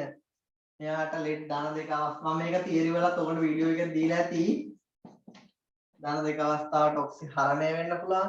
එහෙනම් ඔක්සිකරණය වෙන්නේ කවුද? ඔක්සිකරණය වෙන්න පුළුවන් කැටායනය කවුද? D ගුණුවේ ඉන්න මේකට ගැලපෙන මේක නම. මේ දේ සිද්ධ කරන්නේ Mn ධන 2 අයන. ලා රෝස පාට මැංගනීස් ධන 2 අයනයට පුළුවන් ධන කීයද? ධම් පාට කවුද මැංගනීස්ගේ? පර්මැංගනේට් අයනය. ධන 7 අවස්ථාවට ඔක්සිකරණය වෙමින් ධන 2 ඉන්නේ. එයාට ධන 7 අවස්ථාවට ඔක්සිකරණය වෙමින් පුළුවන් ධම් පාට ඇති කරන්න. මෙන්න මෙයා හින්දා තමයි උඩුගිය ද්‍රාවණයේ දම් පැහැවෙන්නේ මේ පර්මැංගනේට හැදෙන හින්දා. එහෙනම් මේ දේ කරන්න නම් අනිවාර්ය දේ තමයි ආම්ලික මාධ්‍ය ඇති කිරීමට නයිට්‍රික් අම්ලයේම ඉන්න ඕන. ඒකයි කියන්නේ මේ දේ සිද්ධ වෙන්නේ නයිට්‍රික් අම්ල මාධ්‍යයේ සිද්ධ කරනවා. මේක අපි තියරි වලත් කතා කරපු පොයින්ට්ස් එකක්. එනවා හොඳ මතක තියාගන්න. lead oxide දාලා නයිට්‍රික් අම්ල මාධ්‍ය රත් කරාම උඩුගිය ද්‍රාවණයේ දම් පැහැවෙයි කිව්වොත් එහෙම අනිවාර්යෙන්ම ඔලුවට එන්න ඕනේ මේ ඉඳලා තියෙන්නේ Mn ධන 2 අයන කියලා.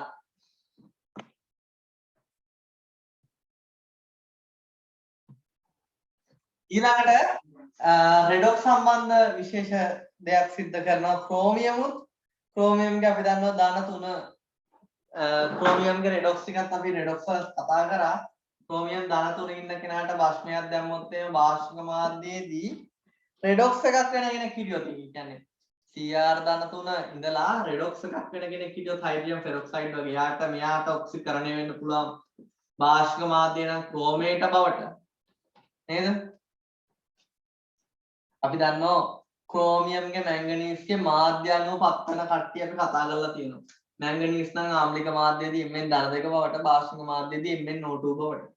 ක්‍රෝමියම් නම් ආම්ලික මාධ්‍යයේදී Cr ධන 3 අවස්ථාවට වාෂ්පක මාධ්‍ය නම් ක්‍රෝමේට බවට කහ පාට. එතකොට මේ දේ ක්‍රෝමියම් ධන 3 ඉඳන් ධන 6 ක්‍රෝමේට බවට ඔක්සිකරණය වෙන්න නම් ඔක්සිහරණය වෙන ද්‍රව්‍යයක් ඉන්න ඕනේ. එහෙනම් වාෂ්පක මාධ්‍යයේදී මෙයා දැම්මොත් විතරයි ක්‍රෝමේට බවට පත් වෙන්නේ. හැබැයි වාෂ්පක මාධ්‍ය විතරක් තිබිලාමදී ඔක්සිහරණය වෙන්න පුළුවන් ප්‍රභේදයක් ඉන්න ඕනේ. ඒකයි කිව්වේ H2O2 ඉන්න ඕනේ කියලා. පැහැදිලිද? එතකොට මේ ක්‍රෝමේටයට අපි නැවත දැම්මොතින් කවුරු හරි හිතන්නකෝ අපි මේ ක්‍රෝමේටයට දානවායි කියලා. මෙහෙම හිතන්න. මේ ක්‍රෝමේටයට මම දානවා මාධ්‍ය ආම්ලික කරලා කවුරු හරි ඔක්සිකරණය වෙන්න පුළුවන් කෙනෙක් දැම්ම කියලා හිතන්න. මම ඔක්සලේට් අයන දානවා. ඔක්සලේට කාබන් ඩයොක්සයිඩ් බවට ඔක්සිකරණය වෙද්දී මෙයා ඔක්සිහරණය වෙනවා Cr ධන 3 කොළ පාට. Cr ධන 3 කොළ කියලා ලිව්වේ මොකද කියලා ඔයගොල්ලන්ට පැහැදිලි ඇති. මම ඒකත් අද පැහැදිලි කරා. Cr ධන 3 ජලයත් එක්ක පමණක් ඉන්නකොට තමයි ජලීය ද්‍රාවණය නිල් දත් පාට වෙන්නේ. නැත්තම් මාධ්‍ය ආම්ලික හෝ බාෂ්පික නම් වෙන එනායන හෝ කැටායන සමග ඉන්නකොට මේ ක්‍රෝමියම් ධන 3 කොළ පාටට තමයි නිරීක්ෂණය වෙන්නේ. එතකොට තව දෙයක් තමයි මේ ක්‍රෝමේට අයන වලට අපි දැම්මේ ඔක්සිහරණය වෙන්න පුළුවන් කෙනෙක්. ඔක්සලේට නැත්නම් ඩයික්‍රොමේට වගේ කට්ටියත් එක්ක ඉඳි තමයි මේක වෙන්නේ. හිතන්නකො මේ ක්‍රෝමේටේට මම මාධ්‍ය ආම්ලිකකරණය විතරක් සිද්ධ කරනවා. ඒ කියන්නේ මම හිතන්න මේ ක්‍රෝමේටේට සල්ෆියුරික් අම්ලය දානවා කියලා. රෙඩොක්ස් එකක් වෙන්න නෙවෙයි නිකම්ම සල්ෆියුරික් අම්ලය දානවා. නිකම්ම මාධ්‍ය ආම්ලිකකරණය. මේකේ තියෙන්නේ මොකද්ද? ආම්ලික මාධ්‍ය රෙඩොක්ස් එකක්. ඒ කියන්නේ මෙයා ඔක්සිහරණය වෙද්දී ඔක්සිකරණය වෙන්න පුළුවන් ද්‍රව්‍යකුත් මෙතන මම දාලා තියෙන්නේ. එහෙම වුණොත් තමයි කොළ පාට CR ධනතුන බවට පත් වෙන්නේ. මෙතන මම කරන්නේ මාධ්‍ය ආම්ලිකකරණයක් විතරයි. රෙඩොක්ස් එකක් මෙතන වෙන්නේ නැහැ. මෙන්න මේ අවස්ථාවේ සිද්ධ වෙන විශේෂත්වය මොකද්ද? මේ අවස්ථාවේ තැඹිලි පාට ඩයික්‍රොමේටය තමයි හැදෙන්නේ. දැන් බලන්නකො රෙඩොක්ස් එකක් වෙන්න පුළුවන් කෙනෙක් එක්ක මාධ්‍ය ආම්ලික වුණොත් එහෙම එතන CR ධනතුන බවට පත් වෙනවා. රෙඩොක්ස් එකක් නොවි කෙලිම මාධ්‍ය ආම්ලික කරොත් එහෙම තැඹිලි පාට ඩයික්‍රොමේටය හැදෙනවා. ඔන්න ඕවත් පොඩ්ඩක් මීටර් කරගන්න. මෙන්න මේ පොයින්ට් එකත් ගොඩක් අයට පැටලෙන පොයින්ට් එක. භාෂික මාධ්‍ය රෙඩොක්ස් එකක් එක්ක කියන්නේ හයිඩ්‍රජන් පෙරොක්සයිඩ් වගේ ඔක්සි හරණය වෙන්න පුළුවන් කෙනෙක් එක්ක CR ධනතුන දැම්මොත් තමයි කහ පාට ක්‍රෝමේටේ බවට පත් වෙන්නේ. පැහැදිලිද මේ පොයින්ට් එක?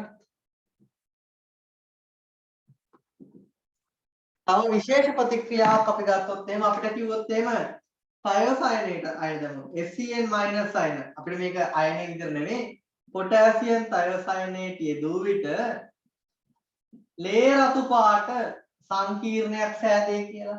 ලේ රතු පාට සංකීර්ණයක් සෑදේ කියලා කිව්වොත් ඉඳලා තියෙන්නේ කවුද?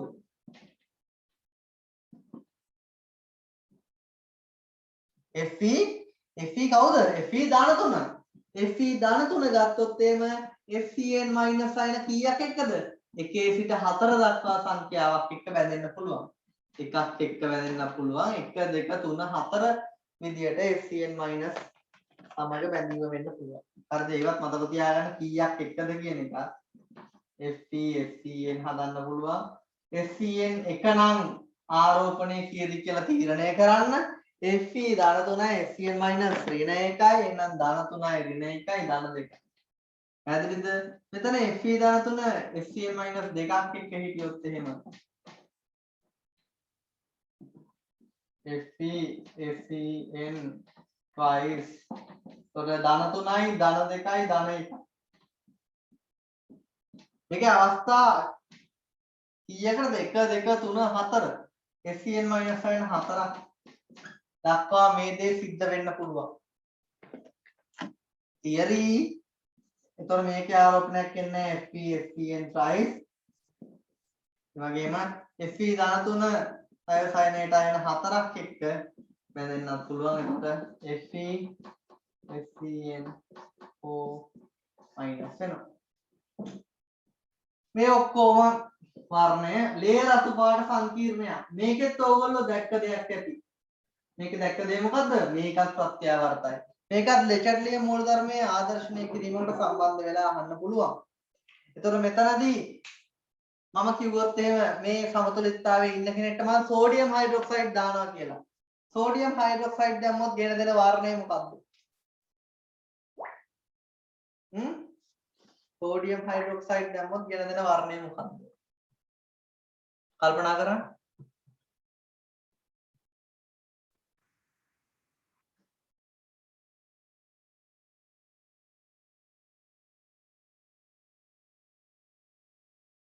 සෝඩියම් හයිඩ්‍රොක්සයිඩ් දැම්මොත් මොකද වෙන්නේ? Fe ධන 3 සාන්ද්‍රණය අඩු වෙනවා. බොහොම හොඳයි. Fe ධන 3 සාන්ද්‍රණය අඩු වෙනවා කියන්නේ යා FeOH ට්‍රයිස් විදිහට අවක්ෂේප වෙනවා. එතකොට ලේ රතු කෙනා ආපසු ප්‍රතික්‍රියා දිරිමත් වීම හින්දා ලේ රතු සංකේතය මොකද වෙන්නේ? දුඹුරු පාටට හැරෙනවා. මොකද Fe ධන 3 සාන්ද්‍රාවණය දුඹුරු පාට. ඔන්න ඔය විදිහට ලෙචර්ලිය මූලධර්මයට සම්බන්ධ කරලා අහන්න පුළුවන් උතනට. එහෙනම් ලෙචර්ලිය මූලධර්මයට සම්බන්ධ කරලා පුළුවන් ආකාර දෙකයි මේ තයෝසයනේට ආකාරය පුළුවන්. ආයේ මොකද්ද? ආයේ සාන්ද්‍ර FCl එක්ක සාන්ද්‍ර FCl ගේ ප්‍රතික්‍රියා ටිකත් මම කතා කරා ඔයගොල්ලොත් එක්ක. ඒ අවස්ථාවේදී සාන්ද්‍ර FCl එක්ක ප්‍රතික්‍රියා ටිකත් ප්‍රත්‍යාවර්තයි. එතකොට ඒකත් ලෙචර්ලිය මූලධර්මය ආදර්ශනීය කිරීමට සම්බන්ධ කරලා අහන්න පුළුවන්. මොකද ගතික සමතුලිතතාවයේ දෙන ප්‍රත්‍යවර්ත ප්‍රතික්‍රියාව විදිහට සලකලා අපට අහන්න පුළුවන් හින්දා.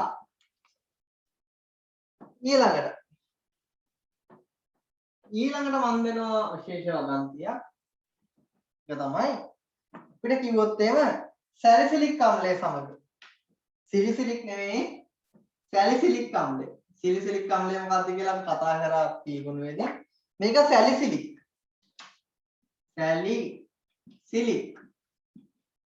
සැලිසිලික් අම්ලය සමග අපිට කිව්වොත් එහෙම දම්පාට අවක්ෂේපයක් සාදනවා කියලා. නැත්තම් දම්පාට සංකීර්ණයක් සාදනවා කියලා. දම්පැහැ සංකීර්ණයක් සාදයි.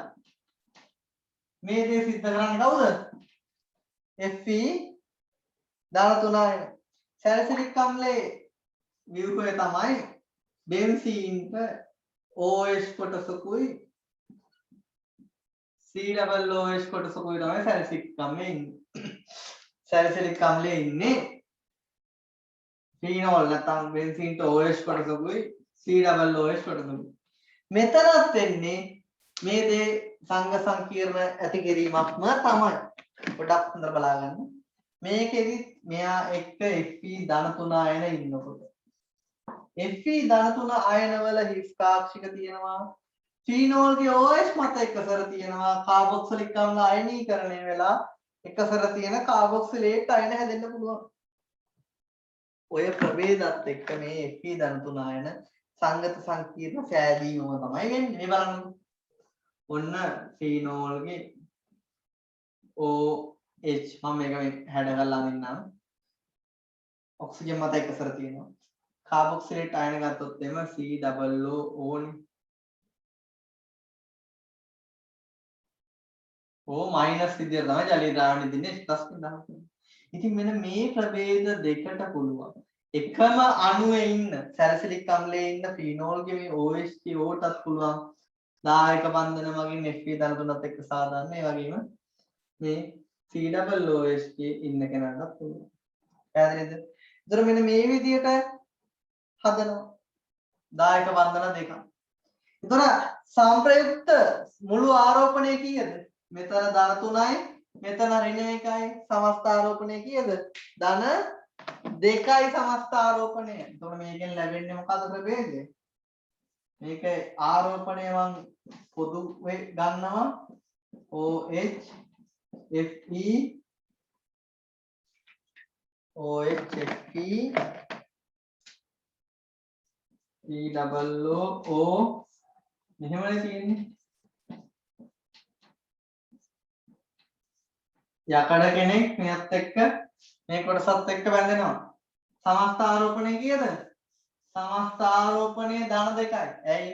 මෙතනින් O ඍණ 1යි මෙතන ධන 3යි ධන 2යි. එහෙනම් සමස්ත ආරෝපණය කීයද? ධන 2යි. මෙන්න මේක මොන පාටද? මේක දම් පාට සංකීර්ණය. දැන් තව බස්නාහිර පළාත් ප්‍රශ්න පත්‍රයක විශේෂ ප්‍රශ්නයක් ඇවිල්ලා තිබ්බා. ඒක ලන්ඩන් එළවලුත් තිබ්බ ප්‍රශ්නයක් නේ. මේකේ දම් පාටේ තීව්‍රතාවයේ වැඩිම වෙන්නේ මොන වුණොත්ද? මේ දෙක අතර මවුල අනුපාතය එකට එක තියෙද්දි තමයි දම් පාටේ තීව්‍රතාවය වැඩි වෙන්නේ. එකට එක අනුපාතයට මිශ්‍ර කළ විට දම් පැහැයෙහි ඒ කියන්නේ මේක ස්ටොයිකියෝමෙට්‍රිය එකට එක ප්‍රතික්‍රියා කරන්නේ. එහෙනම් හොඳට මතක තියාගන්න දම් පැහැයෙහි තීව්‍රතාවයේ වැඩිම වෙන්නේ. දම් පාරේ තද ගතිය වැඩිම වෙන්නේ. එකට එක මවුල අනුපාතයට මිශ්‍ර කරනොත් දම් පැහැයේ තීව්‍රතාවය වැඩිම වන්නේ. එහෙනම් හොඳට මතක තියාගන්න ඒක. එකට එක මවුල අනුපාතයට මිශ්‍ර කරාම විතරයි දම් පාට සංකීර්ණයේ තීව්‍රතාවය වැඩිම වෙන්නේ. ආයේ මම ඔයගොල්ලන්ට තියරි වීඩියෝ එකක් දාලා තියෙන මැංගනීස්ගේ විවිධ ඔක්සිකරණාංක හඳුනා ගැනීමේ පරීක්ෂාවක්. ධන 7 ඉඳන් ධන 2ට හඳුන්වන ප්‍රැක්ටිකල් සීරීස් එකක්. ඒ ප්‍රැක්ටිකල්ස් ටිකත් හොඳට මතක තියෙන්න ඕන. පැහැදිලිද? ඒ ටිකත් එකින් එක විස්තර කරලා තියෙනවා ඔයගොල්ලන්ට තියරි වීඩියෝ එකේ.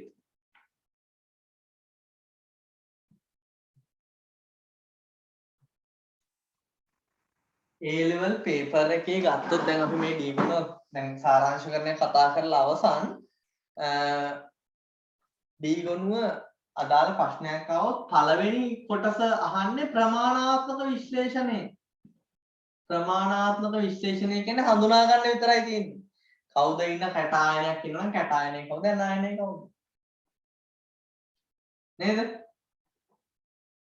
ප්‍රමාණාත්මක විශ්ලේෂණය මොකක්ද හඳුනාගන්නේ? ඉන්න කවුද කියලාද ප්‍රමාණයද? ප්‍රමාණාත්මක විශ්ලේෂණයේදී කතා කරන්නේ ඉන්න ප්‍රමාණය. එහෙනම් අපි මේ කතා කරපු කරුණු දෙකම තියෙනවා. මොනවද වර්ග දෙක? විශ්ලේෂණයේ වර්ග දෙක මොකක්ද? ගුණාත්මක විශ්ලේෂණයයි ප්‍රමාණාත්මක විශ්ලේෂණය. ගුණාත්මක විශ්ලේෂණය කියන්නේ ඉන්නේ කවුද? ඉන්න කැටායනේ කවුද අනායනේ කවුද? ඉන්නේ කවුද කියලා අඳුනගන්න එක තමයි ගුණාත්මක විශ්ලේෂණය කියන්නේ. ඒ කියන්නේ මොනවාරි සාම්පලයක් දුන්නොත් ඒකේ ඉන්නේ කවුද? මේකේ අපි හිතලා කෙනා ඉන්නවද? ඉන්නවද නැද්ද කියලා විතරයි හිතන්නේ. හැබැයි ප්‍රමාණාත්මක විශ්ලේෂණය කියන්නේ මොකද්ද? ඒ ඉන්න කෙනාගේ ප්‍රමාණයම අහනවා. ප්‍රමාණයම අපි හොයාගන්න. කොච්චර ප්‍රමාණයක කොච්චර සාන්ද්‍රණයකින් ඉන්නවද එයා? කොච්චර ppm අගයකින් ඉන්නවද? එතකොට A level paper එකේ ප්‍රශ්න ගත්තාම ඔයාලට පළවෙනි කොටස අහන්නේ ගුණාත්මක විශ්ලේෂණය. අපි මේ කතා කරපු පරීක්ෂණ වලට සම්බන්ධ කරලා අහනවා දීලා තියෙන දත්ත වලට දාලා හඳුනා ගන්න. ඉන්න කැටායනේ හරි අනායනේ හරි හඳුනා ගන්න. දැන් අපි ඊළඟ කොටසදී අපි කතා කරන කැටායන විශ්ලේෂණය අනායන විශ්ලේෂණය ඒකත් අනිකර්ම ගුණාත්මක විශ්ලේෂණය. ඉන්නේ කවුද කියලා හඳුනා ගැනීම. පහන්සල පරීක්ෂාවේදී අපි කරන්නේ ඉන්න ස්කුණුවේ කැටායනේ කවුද කියලා හඳුනා ගන්න එක. නැත්නම් ඒ කැටායනේ කොච්චරක් ඉන්නවද කියලා අපි කතා කරන්නේ නැහැ. අපි කතා කරන්නේ ගුණාත්මක විශ්ලේෂණය. හැබැයි එලෙවල් පේපර් එකේ එක ඉනෝගනික් ප්‍රශ්නයක B කොටසක් අහනවා ප්‍රමාණාත්මක විශ්ලේෂණය. කොහොමද ඉන්න ප්‍රමාණය හඳුනාගන්නේ? ඒකට තමයි අර රෙඩොක්ස් සම්බන්ධ වෙන්නේ. දැන් මම මෙතනදී රෙඩොක්ස් ගොඩක් ඔකට මතක් කරා. මොකද රෙඩොක්ස් සම්බන්ධ වෙලා තමයි ප්‍රමාණාත්මක විශ්ලේෂණය එන්නේ. ක්‍රෝමියම් ඉන්නවා නම් ඒ අදාළ ලෝහ සාම්පලයේ ක්‍රෝමියම් ඉන්න ප්‍රමාණය හඳුනා ගන්න ක්‍රෝමියම් සම්බන්ධ ඔක්සිකරණ ඔක්සිහරණ ප්‍රතික්‍රියා සම්බන්ධ කරනවා. මැංගනීස් ඉන්නවා නම් මැංගනීස්ගේ අර රෙඩ් ඔක්සයිඩ් එක්ක නයිට්‍රික් අම්ල මාධ්‍ය රත් කරාම පර්මැංගනේට් ඒවාට පත්වන ප්‍රතික්‍රියා සම්බන්ධ කරලා අහන්න පුළුවන්. එහෙනම් තේරුම් ගන්න මේ අපි තියරි කතා කරනවත් එක්කම අපි මීට කලින් රෙඩොක්ස් වලට කතා කරා සමහරියක්. රෙඩොක්ස් වලින් MCQ ප්‍රශ්න පත්‍රයකුත් කරා. ඒ කරන්න ප්‍රධාන හේතුව තමයි ඉනෝගනික් වලට කලින් මොකද ඉනෝගනික් වල අහන B කොටස අහන්නේ රෙඩොක්ස් සම්බන්ධ කරලා. දැන් ඉනෝගනික් සම්පූර්ණ ප්‍රශ්න දෙකම කරන්න යනවා නම් අනිවාර්යෙන්ම ඕගොල්ලෝ රෙඩොක්ස් පැත්ත හදා ගන්න ඕනේ. අපි එතකොට ඉස්සරහට කරන පේපර්ස් වල අනිවාර්යයෙන්ම ගුණාත්මක විශ්ලේෂණය ඒ කියන්නේ හඳුනා ගන්න විදිය ගැන කතා කරනවා වගේම රෙඩොක්ස් සම්බන්ධ කරලා ප්‍රශ්න කතා කරන්න ඕනේ. ඒ රෙඩොක්ස් සම්බන්ධ කරලා ප්‍රශ්න ගත්තොත් එහෙම අපිට කිව්වොත් එහෙම ඉල්මනයිට් සාම්පලයක් ගන්නවා. මම මේවත් ඕන තියරි වල දීලා ඇති මේ විශේෂ අවස්ථාවක්. අපි ගත්තොත් ඉල්මනයිට් වල සූත්‍රය මොකක්ද?